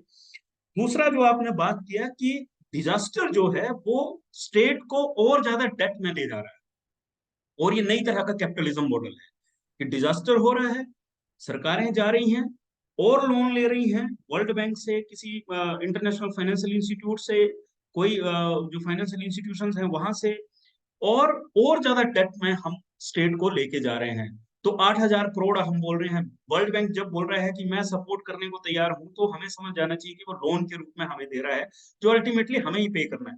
तो ये 2 पॉइंट बहुत महत्वपूर्ण हैं जिनको समझने की हमारे को जरूरत है। हमारे बीच में 4 लोगों ने क्वेश्चंस के लिए अभी रेज किया है अपना, लेकिन एक और है हमारे बीच में, विपिन चंद्र राठौर जी हैं जो ग्लेशियोलॉजिस्ट भी हैं, और विपिन चंद्र राठौर जी हैं जो जिनका भी हिमालय के ऊपर काम है। तो मैं बीच में चाहूंगा अगर उनके पास भी टाइम हो, ये 3 क्वेश्चन एड्रेस करने के बाद राठौर जी भी अगर आप 2-4 मिनट कुछ अपना कोई व्यू इसमें रख पाए तो हम लोगों को बहुत अच्छा रहेगा। इसके बाद जो 4 लोग हैं, अर्चना वैद्य हैं, दूसरे नंबर पे कुलभूषण उपमन्यु जी हैं, तीसरे पे विवेक नेगी जी हैं, चौथे पे अपने जोगिंदर बालिया जी हैं, और 5वें नंबर पे उमा जी हैं, जो सबसे लास्ट में ये जो उनको एक बात रखनी है कि होटल एसोसिएशन के साथ कैसे डायलॉग एस्टेब्लिश किया जाए। तो 5 लोग हैं, उनके साथ मैं करने के बाद नेक्स्ट फिर उसमें मैं आऊंगा। तो सबसे पहले मैं अर्चना वैद्य जी से रिक्वेस्ट करूंगा कि वो अपना सवाल जो है वो पैनल के सामने रखें, और जो भी इसका सही से मतलब जो भी इसका एड्रेस करना चाहे पैनलिस्ट, वो इसको कर लें। रवि जी हमारे साथ नहीं है, जो हमारे दिल्ली जो रिसोर्स सेंटर से थे, वो अभी हमें वो जा चुके हैं, उनको कहीं और जाना था। तो विवेक नेगी, उसके बाद जोगिंदर बालिया, और उसके बाद उमा जी। प्लीज सीक्वेंस में अर्चना जी प्लीज अपना सवाल रखिए। So good evening, everyone. This is an open question, and in fact, Ravi ji sent me a direct message, to that comment that I had made. Whatever experience I've had in the last 25 years working in this field of natural resource management and environment law, I realized कि इस देश में कानूनों की कोई कमी नहीं है, पॉलिसीज की कोई कमी नहीं है। अभी कोई साहब एक बोल रहे थे कि हमें डिजास्टर मैनेजमेंट ही नहीं, प्रिपेयर्डनेस के लिए भी काम करना चाहिए। जो हमारा डिजास्टर मैनेजमेंट का कानून है वो इसीलिए लाया गया था कि हम पोस्ट डिजास्टर रिहैबिलिटेशन पे फोकस ना करें, सिर्फ हम प्रिपेयर हुए अपने आप को डिजास्टर के साथ डील करने के लिए। लेकिन जब इंडियन हिमालयन रीजन की बात आती है, या हिमालयन रीजन की फ्रिजिलिटी या वल्नरेबिलिटी की बात आती है, तो जितनी भी सिस्टेमिक अंडरस्टैंडिंग है हमारे गवर्नेंस सिस्टम में, उसका रिफ्लेक्शन मुझे कानूनों में नहीं दिखता। पॉलिसीज में बहुत वोसिफरसली आर्टिकुलेट किया जाता है, बहुत लॉफ्टी आइडियल्स होते हैं हर पॉलिसी के, विजन डॉक्यूमेंट के, प्रोग्राम के, मिशन के, लेकिन जब कानून की बात है तो एग्जाम्पल के तौर पे एनवायरनमेंट इम्पैक्ट असेसमेंट एक प्रोसेस है EPA के तहत, जहां पे जितने भी उस स्केड्यूल के अंदर जो भी काम आपको करने हैं तो आपको प्रायर एनवायरमेंट क्लियरेंस लेनी पड़ेगी. अगर आप उस प्रोसेस के अंदर जाएं, if you get deeper into it, there is no distinction between whether a project is coming up in the Himalayan region or Western Ghat or Bulandshahr or Patna. So the point that I'm trying to make is that there is enough systemic understanding already. जो रवि जी और मेरा थोड़ा सा disagreement था, वो कह रहे थे कि जितने भी संस्थान हैं, इंस्टीट्यूशंस हैं, वो ईमानदारी से काम नहीं कर रहे हैं. तो कागज पे हमारे पास सब कुछ है, मतलब अगर कागज पे आप देखें इतनी लंबी लिस्ट है अंडरस्टैंडिंग की, लेकिन कानून में उसका रिफ्लेक्शन नहीं है. तो उसके लिए पॉलिटिकल विल का होना जरूरी है. ये सब बातें जो अभी हम सब लोग कर रहे हैं, I think the system already understands all of this. It's a question of how to translate that understanding into our law and how to make our laws implementable and how do we bring in accountability within the system. ताकि ये एक political मुद्दा ना बने. BJP सरकार ये ना बोले कि कांग्रेस सरकार ने ये शुरू किया था तो अब हमें करना पड़ेगा. जैसे शिमला डेवलपमेंट प्लान की बात भी यही थी. अभी पहले भारतीय जनता सरकार, बीजेपी की सरकार थी, उन्होंने उन ग्रीन जोन्स को खोलने की बात करी थी, तो कांग्रेस की सरकार भी उससे पीछे ना हट पाए. तो हमें political leadership all across spectrum, हमें उनके साथ डायलॉग ओपन करना पड़ेगा ताकि कोई भी सस्टेनेबल डेवलपमेंट को पॉलिटिकल मुद्दा ना बनाए. तो मैं ये जानना चाहती हूँ कि किस तरह से हम सिविल सोसाइटी उस तरह का माहौल अपने स्टेट में और IHR में क्रिएट कर सकते हैं. Thank you very much. Shukla ji, इसका जवाब आप देना चाहिए.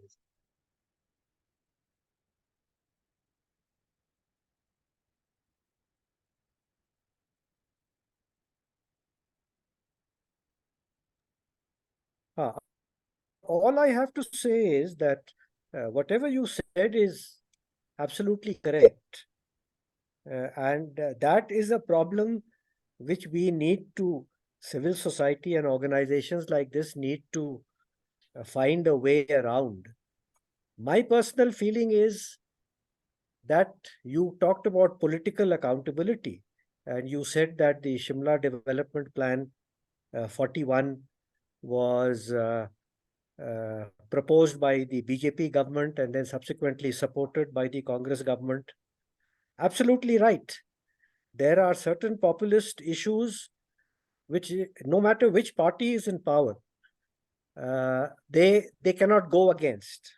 So my personal feeling is that unless this becomes an election issue, like inflation or unemployment or something like that, the politicians will not take it seriously. I completely agree that all the laws are in place, and laws in any case evolve over time. Not everything is provided at a certain point of time. For example, initially EIAs were only for individual projects. Subsequently, it was felt that I had recommended it in my 2010 report that we should have basin-wise EIAs, not EIAs for individual projects, because when you have a number of projects coming up in a particular river basin, their impact becomes cumulative over time. So you need to do a cumulative impact assessment rather than a single project environment assessment. Similarly, yesterday, a very good suggestion was made by Mr. Himanshu Thakkar that apart from EIAs, what we need now are disaster impact assessment studies also before a project is sanctioned. I think that's a fantastic idea. So laws also evolve over time. They become aligned according to experience acquired. Politicians are very well clued in. They know exactly what is happening on the ground. They know exactly what is required to be done, but then they have to win elections. And so they go for populism.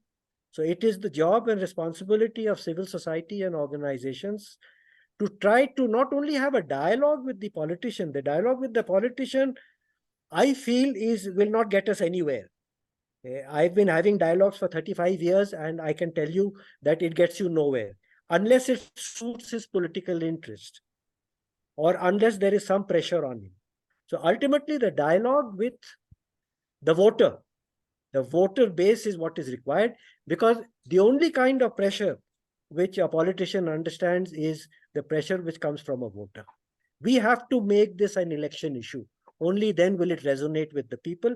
And like I said in my presentation, I think the time in Himachal is absolutely ripe. Nisha, isko band kar. Put it off. The time in Himachal is absolutely right for taking up this issue now, because people have felt it. They have experienced it, if not themselves, in their neighbor's house.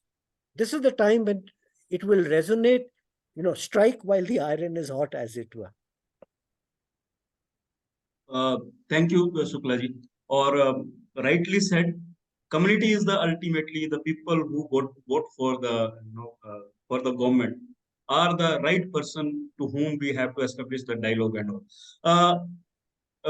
Next question जो है वो कुलभूषण उपमन्यु जी की तरफ से है। कुलभूषण जी, आप अपना सवाल पैनलिस्ट के साथ शेयर कीजिए। मेरा सबसे रिक्वेस्ट है कि अपने सवाल को बहुत सीमित करके और सही पर्सपेक्टिव में थोड़ा। Thank you. हाँ, मेरे छोटे छोटे 2-3 सवाल हैं जो कोई रास्ता तलाश करने की दिशा में। एक तो सवाल ये है कि जो भवन निर्माण का मामला है वो गांव में बड़ा समस्याग्रस्त हो गया है। गांव में भवन निर्माण के लिए जगह सिलेक्ट करना और कैसा मकान बनाना चाहिए, ये फैसले जो हैं वो ज़्यादातर मिस्त्री करते हैं। तो कैसे इस चीज़ से पार पाया जाए और जियोलॉजी से संबंधित राय सलाह वहाँ तक कैसे पहुँचे। और इसी के साथ सवाल है कि जो हमारा सड़क निर्माण का काम है ये केवल इंजीनियरों के भरोसे है, इसमें जियोलॉजिस्ट ओपिनियन का कोई जगह नहीं है। तो क्या ऐसा कोई साझा परामर्श केंद्र इवॉल्व हो सकता है जो सड़क निर्माण और गांव में भवन निर्माण के लिए काम कर सके। दूसरा सवाल है फिर जो शिमला और बड़े दूसरे शहरों को डीकंजेशन की जो बात हुई है, तो ये तो सही है कि डीकंजेशन किया जाना चाहिए, लेकिन वो जब तक हमारा जो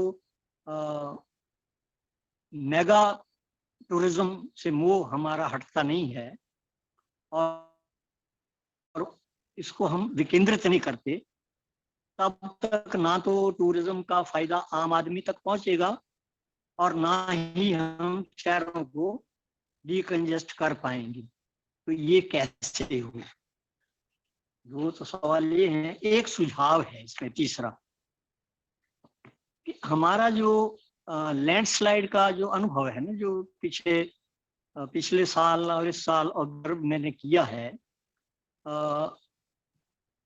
जैसे हाथार में सतरील गांव इस बार नुकसान हुआ, 15 घर तबाह हो, लेकिन वो साल पहले कहा था कि यहाँ कुछ होगा, लेकिन तब तो हम कुछ उसमें कर नहीं पाए।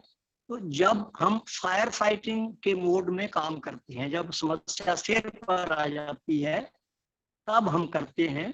तो छोटे छोटे जो सॉइल इरोजन जब शुरू होते हैं तभी से उन पर हम कैसे काम करना शुरू करें। काम आबादी वाले या इंफ्रास्ट्रक्चर सेफ्टी वाले स्थल हैं। ये 3 मेरे सवाल हैं। Shridhar ji, construction at village level, geology related information गांव तक कैसे पहुंचे, और क्या वो इंजीनियरिंग स्किल्स इवन मतलब हिमाचल में इतना काम हो रहा है, क्या हमारे पास सच में ही इंफ्रास्ट्रक्चरल इंजीनियर भी हैं? क्योंकि बहुत ढूंढने पर भी हिमाचल में अभी तक मुझे कोई इंफ्रास्ट्रक्चरल इंजीनियर अभी टकरा नहीं है। तो क्या वो भी हैं? तो एक तो ये सवाल है, और दूसरा सवाल है कि ये जो मेगा टूरिज्म है, कि मेगा टूरिज्म से का जो मोह है उससे कैसे बचा जा सकता है, कैसे उसका डिसेंट्रलाइजेशन हो, वो विलेज की तरफ जाए या छोटे। बात करें, शुक्ला जी ने जैसे सैटेलाइट टाउन के बारे में बात की थी, तो क्या टूरिज्म में भी हम कुछ ऐसा सोच सकते हैं? और तीसरा जो लैंडस्लाइड को लेके किया कि वो हमें पहले से एक्सपेक्टेड है कि यहाँ पे लैंडस्लाइड होने वाला है, उसका हम कोई सोल्यूशन ना निकाल के उसको हम अबेंडन छोड़ देते हैं, तो कैसे इन सवालों को भी डील करने की आवश्यकता है? सिरधर जी। पहले तो जैसे मैंने अपने बात में भी रखा, डिस्ट्रिक्ट और सब डिस्ट्रिक्ट लेवल में जो अभी जो directorate of mines and geology है, वो एक ऐसा ऑर्गेनाइजेशन बन गया है कि वो कैसे खनन को और आगे बढ़ाए, यही उनका दायित्व रह गया है। आप देखेंगे कि इवन जो रिसर्च पेपर्स आ रहे हैं वो कई बाहर के इंस्टीट्यूशन से आ रहे हैं कि क्या वहाँ के लैंडस्लाइड्स का मैपिंग हो या टेक्टोनिक जो मूवमेंट्स के ऊपर कोई स्टडी हो। ये सब चीज जो है कुछ एकेडमिक इंस्टीट्यूशंस के बीच में ही रह गए हैं। और क्योंकि ये मैसिव टास्क है, क्योंकि हर एक गांव में अभी तो almost in every village there is a requirement of either to resettle or to new houses to come up. Unless we train people, we undertake a massive exercise of this. तो ये जो है, while we put a moratorium on large projects and जो date हम उस पे लाएंगे, उसको रीफोकस करके ऐसे बहुत इंटेंसली हम लोगों को मैप करना पड़ेगा। और उसमें कहाँ हम लोग स्कूल्स रखेंगे, कहाँ एजुकेशनल इंस्टीट्यूशंस रखेंगे। जैसे अभी बताया कि unless we diffuse even these facilities, we will have concentration in some of the places only. So इसके लिए एक मैसिव एक्सरसाइज का जरूरत है, तभी हम लोगों को ये होगा। दूसरा है कि एक मैड एक्सपेंशन जो चलता है ना, कि उसको कैसे रोकें। कि एक समय में हमने कहा कि धड़ल्ले से हम 50,000 मेगावाट और बढ़ाएंगे, या एक नया सरकार आता है वो बोलता है कि हम इतने किलोमीटर सड़क हर एक दिन बनाएंगे। So whether these are required infrastructure, किस लिए बना रहे हैं, क्यों बना रहे हैं, there is no real analysis और dialogue with people for whom it is supposed to be made. तो इसका एक प्रक्रिया अगर ना बनाए, वही जो social impact assessment, environmental impact assessment, एक कागजी कार्रवाई ना होके एक्चुअल में जो है तब्दील हो ग्राउंड में। आपको याद होगा कि हिमाचल हाईकोर्ट ने जो सीमेंट प्लांट के ऊपर, जेपी सीमेंट का प्लांट और माइन के ऊपर जब वो केस में उन्होंने बताया कि एनवायरमेंटल इम्पैक्ट असेसमेंट कब कर रहे हैं वो लोगों को पता नहीं, कौन कर रहा है पता नहीं। So unless they inform what is the assessment being made, people can also not participate. So इन चीजों में अगर चेंजेस नहीं ला पाएंगे हम, तो we will not be able to deal with the problems that we have in hand. And दूसरा जो है, ये मास टूरिज्म के जगह में कैसे हम मोर वैल्यू टूरिज्म इन चीजों में शिफ्ट करें, उसके लिए पॉलिसीज कैसे लाएं, इसके ऊपर भी विचार करना होगा। थैंक यू श्रीधर जी। हमारे जोगिंदर बालिया जी हैं। जोगिंदर बालिया जी, प्लीज आप अपना सवाल रखिए। सभी को नमस्कार। नमस्कार।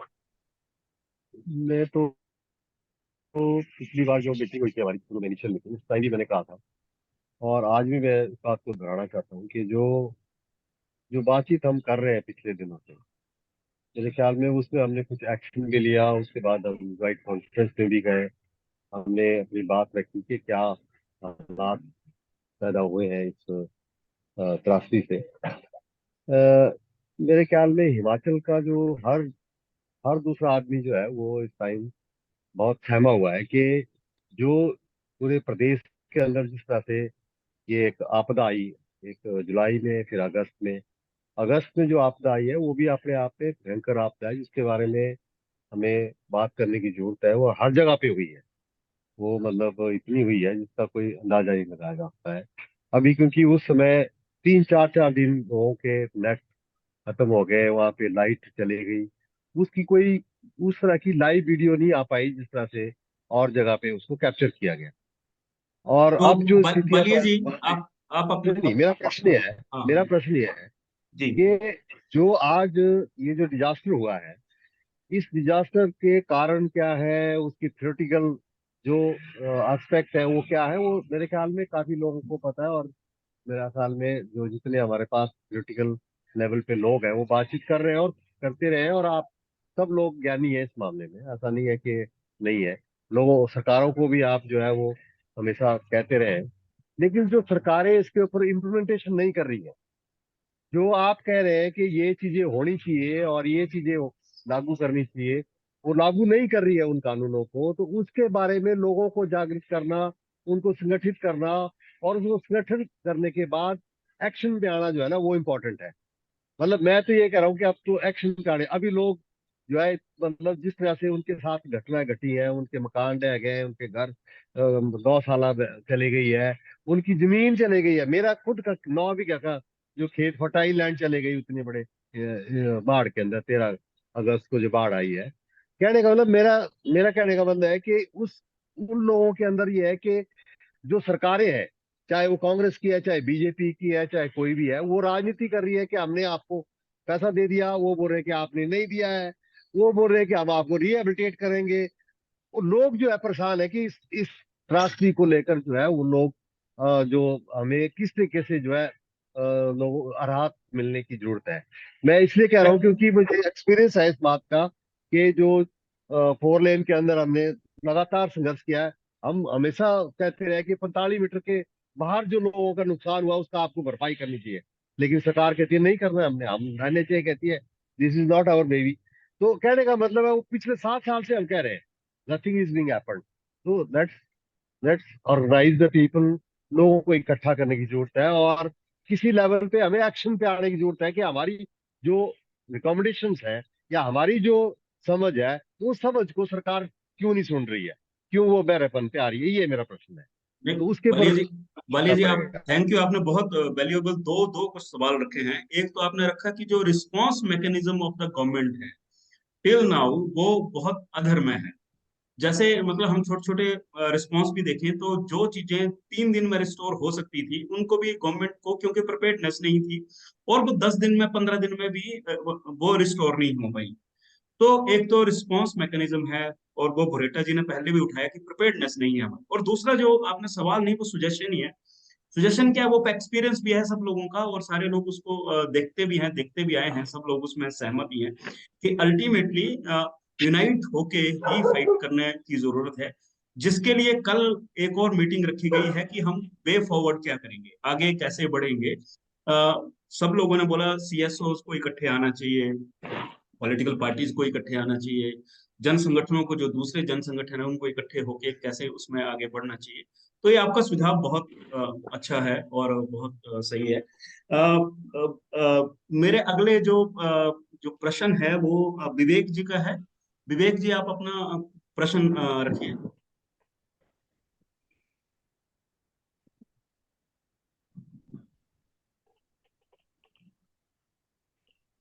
विवेक, आप सुन पा रहे हैं क्या?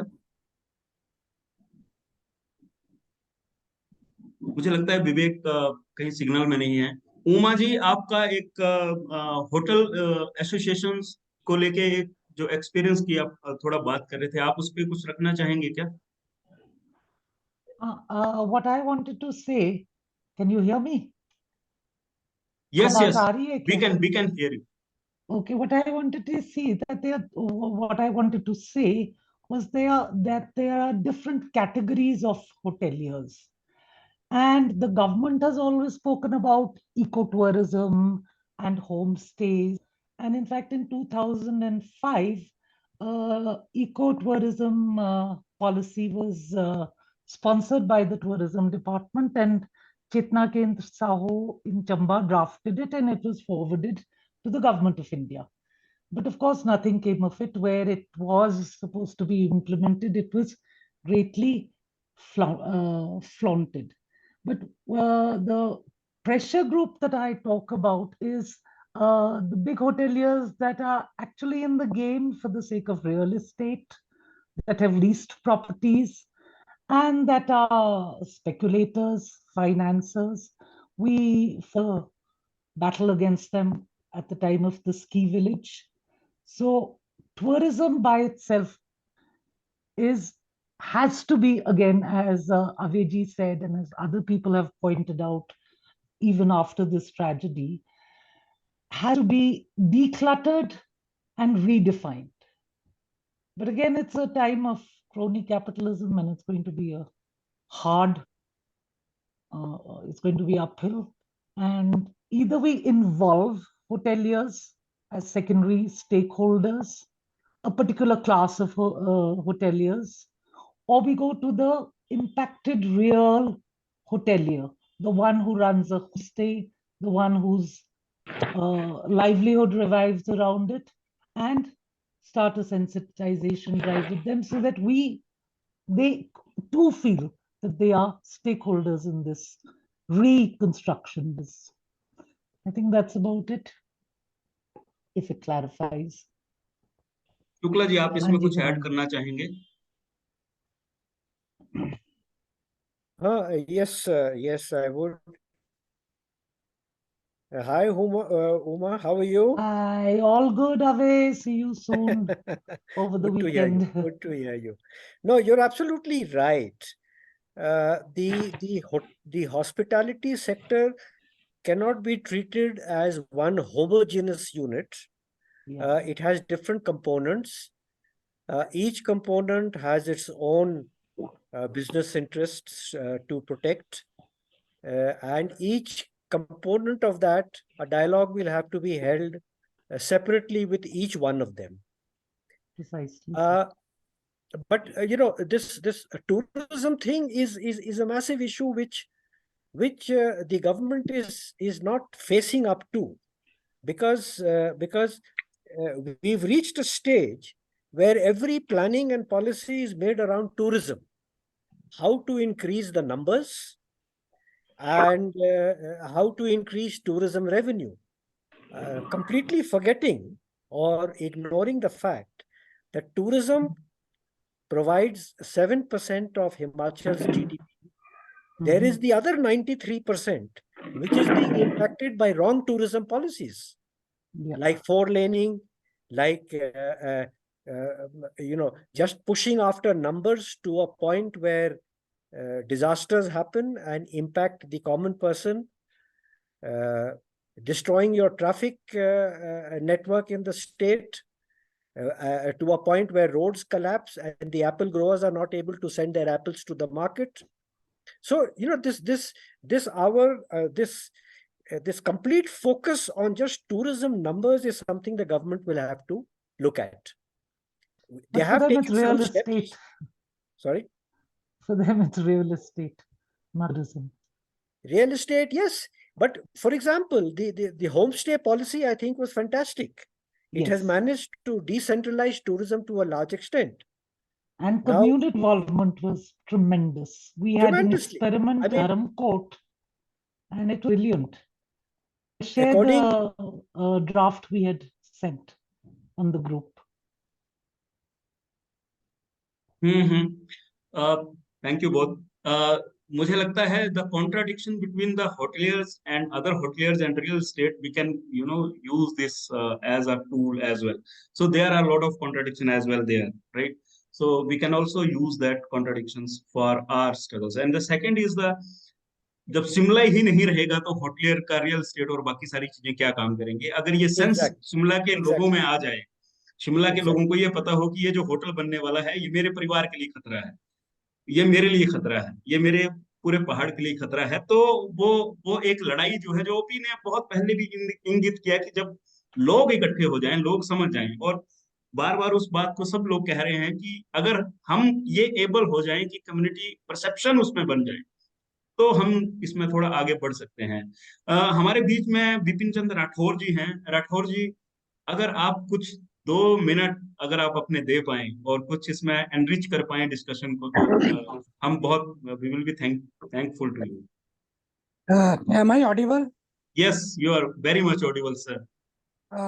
सबसे पहले तो आदरणीय अभय शुक्ला जी और उमा महाजन जी को गुड इवनिंग। और मुझे खुशी हुई कि 2004 में जब मैं ब्राउन बियर के ऊपर काम कर रहा था कुक्ति वाली सेंचुरी में, तो शुक्ला जी किसी अपने ऑफिशियल विजिट से लाहौर जा रहे थे बाय कुक्ति पास, और मेरा सौभाग्य था कि मैं शाम के वक्त रेस्ट हाउस में इनसे मिला, डिस्कशन हुई और इन्होंने इच्छा जाहिर की कि I want to see brown bear in इस नेचुरल हैबिटेट। तो नेक्स्ट डे हम फील्ड में गए। उसके बाद जो मैंने अपना काम पूरा किया, रिकमेंडेशंस मैंने डिपार्टमेंट को सबमिट की। तो आज इतने सालों के बाद इनको सुन के बहुत अच्छा लगा, और सबसे अच्छा ये लगा कि एक ऐसे ऑफिसर रहे हैं जिन्होंने इनकी जो रिपोर्ट मैंने पढ़ी कि 7,000 मीटर के ऊपर किसी भी तरह के जो मेगा डैम्स बनाते हैं तो दैट विल बी डिजास्टर्स। और कितनी जबरदस्त रिपोर्ट इन्होंने लिखी है। और मैं तो इतना ही कहूँगा कि इस वक्त जो है वो एक पब्लिक अवेयरनेस की जरूरत है कि जो पॉलिटिकल जो लीडर्स हैं उनसे सवाल पूछ सकें, कि जब सारे मासेस में सवाल पूछेंगे तभी उसका समाधान होगा।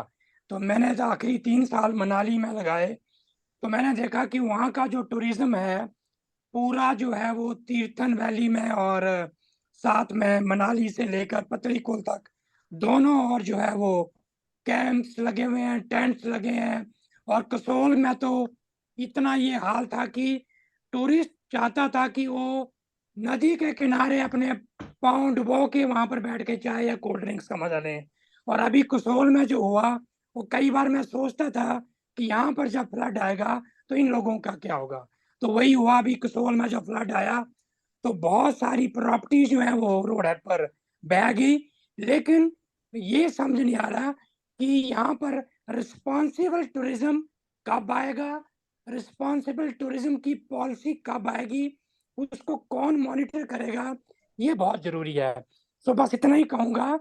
और आज की डिबेट में शुक्ला जी का और बाकी एक्सपर्ट के ओपिनियन सुन के बहुत अच्छा लगा। Thank you very much. Thank you Rathore ji. और हमारे बीच में है गुमान सिंह जी। 2 मिनट में आप अपनी बात प्लीज आप रखिए। और अगर कोई सवाल है स्पेसिफिक तो आप उस पर रखें। संदीप जी, मेरी चैट नहीं चल रही है, क्या मैं भी 1 मिनट कुछ प्लीज सर, अजय जी आप प्लीज प्लीज प्लीज। गुमान जी के बाद जब भी नहीं, आप अभी रख दीजिए, गुमान जी शायद नहीं है ऑनलाइन, आप अच्छा, प्लीज रख दीजिए। ठीक है। मुझे 1-2 चीजें कहनी थी बेसिकली। एक तो कि अब इतना कुछ कहा गया है, कल मैं नहीं जुड़ पाया था, मुझे थोड़ा खबर देर से मिली थी। तो पर आज अभय जी ने, श्रीधर जी ने और बहुत सारी, मुझे लगता है बहुत महत्वपूर्ण बातें आ गई हैं ऑलरेडी सामने। पर मेरी तरफ से 1-2 सुझाव और कुछ वो थे, सवाल था के रूप में भी ले सकते हैं। वो ये था कि जैसे हमारे भारत ज्ञान विज्ञान समिति के जो साथी थे उन्होंने बोला था कि ये चर्चा बंद नहीं होनी चाहिए अब की बार, ये जो वार्तालाप है, कॉन्वर्सेशन है। तो एक तो ये बात है। दूसरी चीज मुझे लगता है कि हमें शायद कुछ मुद्दों को या कुछ चीजों को हाईलाइट करना पड़ेगा, चुनना पड़ेगा कि सबसे महत्वपूर्ण चीजें क्या हैं, जो कि काफी ऑब्वियसली भी दिख रही हैं, जिसको ज्यादा आर्टिकुलेट करेंगे, जिसके साथ लोगों के बीच में भी जा सकते हैं और मीडिया से और जगह भी और सरकारों के साथ भी पॉलिटिकली भी इंगेज कर सकते हैं। नहीं तो जैसे कि फोर लेनिंग का मुद्दा है, जो सड़क बनाना नहीं पर सड़क तोड़ना या पहाड़ तोड़ना है एक्चुअली। और पहाड़ में हम कोई भी जो पहाड़ को थोड़ा भी जानता है वो जानता है कि हर जगह 4 लेन या ज्यादातर जगह 4 लेन नहीं बन सकता है, संभव ही नहीं है। मतलब वो सरासर जो 4 धाम में हमने उत्तराखंड में देखा, तो एकदम संभव ही नहीं है वो। और वो एक्चुअली वो 2 ही लेन चलेंगी, कई बार वो 2 भी नहीं चलेंगी जो ऑलरेडी हैं। तो ये हुआ, डैम्स का मुद्दा हुआ जो। तो हमें कुछ ही चीजें चुननी पड़ेंगी, बिकॉज ऐसा ना हो कि फिर जैसे रवि जी बोले और भी किसी ने कहा कि जैसे दिल्ली अपना जो बाढ़ आई थी उसको भूल गया और 1 महीने में हिमाचल और उत्तराखंड जाएंगे कि क्या हुआ। तो अब की बार क्या हम कुछ ऐसा कर सकते हैं कि ऐसा ना हो, और ये चीज लोकल मीडिया में और जगह नेशनल में और अब और इतना सोशल मीडिया है, इसमें कैसे ये और जो गांव जमीन पे ऑफ कोर्स जो काम है, जो आप लोग क्लियरली देख रहे हैं कि ये मुद्दा जनता के बीच में ले जाना पड़ेगा। तो मेरा ज्यादा संपर्क और काम उत्तराखंड में रहा है, जबकि मैं कल्चरली हिमाचल पठानकोट कांगड़ा की तरफ से आता हूँ, पर मैं ज्यादातर मैं चिपको आंदोलन और उधर चीजों में जुड़ा रहा हूँ बहुत साल। तो मेरे को वहां की समझ थोड़ी सी और ज्यादा है, और तो वहां पर भी सिमिलर इश्यूज हैं जैसे आप जानते हो। हाँ, और चार धाम रोड का जो इशू है और डैम्स के इश्यूज बहुत सिमिलर है। तो बहुत जबरदस्त तबाही हुई है वहां पर भी। और अब की बार आपके यहाँ बारिश ज्यादा हुई है, जो कि अक्सर इतनी नहीं होती कांगड़ा वगैरह को छोड़ के। उत्तराखंड में तो ज्यादा बारिश होती है जैसे आप जानते हो। तो मेरे ये था, ये सुझाव या वो था कि क्या वो मुद्दे हैं जो हमको हाईलाइट करनी चाहिए, जिसको कि पॉलिटिकल जिससे लोग रिलेट करेंगे जो आज के दिन, और जिसको पॉलिटिशियंस भी डिनाई नहीं कर सकते, और जो लोग बियॉन्ड हिमालयन स्टेट्स भी हैं और जगह में जैसे दिल्ली में और जगह, वो भी देश के लोग भी रिलेट कर पाए। और ये मेरे ख्याल से अब पॉसिबल है। और थैंक यू मौका अजय है। जी। एंड अजय जी, लास्टली मुझे एक चीज और थी कि लास्टली मुझे लगता है कि हिमालय नीति अभियान में जो चीजें हैं, नीति में जो चीजें हैं, उसको भी उठाने का और हिमालय नीति के मुद्दे को के लिए नीति का भी उठाने का ये बहुत अच्छा समय और जरूरी समय है, जो कि वो प्रयास एक हद तक जाता है, गया है कई बार, पर उसको भी उसके थ्रू भी ये चीज ये मतलब सिनर्जाइज हो सकती हैं बहुत सी चीजें। थैंक यू अजय जी, आपने you. इन चीजों को इंगित किया कि हम यूनाइट कैसे हो सकते हैं, रेगुलर कैसे हम अपना डिस्कशन कोर्स हम चला सकते हैं, और हम कैसे आगे जो पॉलिटिकल इश्यूज हैं, जो दूसरे इश्यूज हैं, जो रिलेटेड इश्यूज हैं, जो इंटरकनेक्टिंग इंटरस्टेट इशू हैं, उसके साथ जोड़ते हुए इनको कैसे आगे बढ़े। और ये पिछले 2 दिन की जो चर्चा है, उस चर्चा में काफी सारे इश्यूज आए हैं, और अगले कल की जो चर्चा होगी उसमें उनको थोड़ा समाहित करने की कोशिश होगी, और कैसे आगे बढ़े उसके रास्ते को खोजने की कोशिश की जाएगी। एक चीज अगर और जोड़ दूं, तो टूरिज्म वाली बात हो रही थी, तो टूरिज्म जी, टूरिज्म मास टूरिज्म की जगह हम इको टूरिज्म की लोग बात अब लोग करने लगे हैं, समझ रहे हैं। पर हम village tourism, cultural tourism, agricultural tourism वो भी देख सकते हैं, वो भी कॉन्सेप्ट्स को ला सकते हैं। तो बिल्कुल, वो ठीक बात है अभय जी कह रहे थे सिर्फ टूरिज्म पे अजय जी, बहुत बहुत कुछ है, बहुत लोगों के पास बोलने के लिए। हम ऑलरेडी 40 मिनट आगे जा चुके हैं अपने डिस्कशंस में, और इको टूरिज्म के ऊपर भी बहुत सारे लोगों का अपना अपना एक्सपीरियंस है, और बहुत सारे लोग जानते हैं कि वो फॉरेस्ट डिपार्टमेंट का परोसा हुआ एक अलग से टूरिज्म है। जो गुमान जी अगर अभी ऑनलाइन है, तो गुमान जी आप संक्षिप्त दो मिनट में आप अपनी बात रखिए प्लीज। कुछ नहीं कहना है मैं तो ये सब साथियों से कहना चाहता हूँ, देखिए पॉलिटिकल बिल कैसे बनानी है, मैं बार बार ये कह रहा हूँ। हालांकि आपको लग रहा होगा कि मैं सुक्खू का नाम ले रहा हूँ, जयराम का नाम ले रहा हूँ 2 दिन से, मैं सबसे डायलॉग में हूँ। मैं तो कोशिश कर रहा हूँ ना कि पॉलिटिकल बिल बननी चाहिए, and I will take this matter to the central leadership of BJP and Congress too. मैं उनसे बात कर रहा हूँ। तो पॉलिटिकल बिल तो बनानी पड़ेगी हमारे संदर्भ में। नहीं, उसके लिए कोई डिनाई नहीं कर रहा है सर, उसके लिए कोई डिनाई नहीं कर रहा है सब उसमें। और मैं ओपनली कह रहा हूँ, मैं ओपनली कह रहा हूँ, ओपनली इसलिए कह रहा हूँ कि मैं उनसे बात कर रहा हूँ ना। नहीं, सब लोग अपने अपने लेवल पे बात कर रहे हैं। कई लोग हो सकता है नाराज भी हो कि भाई आप नेताओं से बात करते हैं, कई लोग कह सकते हैं कि नेताओं से बात कर रहा है। मैं तो कर रहा हूँ, उनको भी बता रहा हूँ, उनको भी वीडियो जा रहा है, जो मैं कह रहा हूँ उनको भी जा रहा है मेरे तरफ से, वो भी सुन रहे हैं जो मैं बोल रहा हूँ यहाँ, वो भी सुन रहे हैं। तो गुमान जी के इस नोट के साथ हम अपनी मीटिंग खत्म करते हैं। इसलिए मैं कह रहा हूँ कि देखिए पॉलिटिकल बिल बनाने, दूसरी बात देखो अविनाश, हमको एक और काम करना है। मैं बार बार कह रहा हूँ, I am very much ready कि हम पूरे हिमालय में लोगों को मोबिलाइज करने का कैंपेन चलाएं, और मैं खुद कंट्रीब्यूट कर रहा हूं कि I am free, I will go. ये सोचो मैं जाऊंगा, लोगों से बात करूंगा। पर ये क्यों नहीं कह रहे कोई सब साथी? नहीं, सब कह रहे हैं, इसमें कौन मना कर रहा है? एकेडमी की बात मत करो भाई, मैं कह रहा हूं। अनम्यूट हो गए आप, म्यूट हो गए हैं, अनम्यूट करो, अनम्यूट करो। गुमान जी अनम्यूट करो।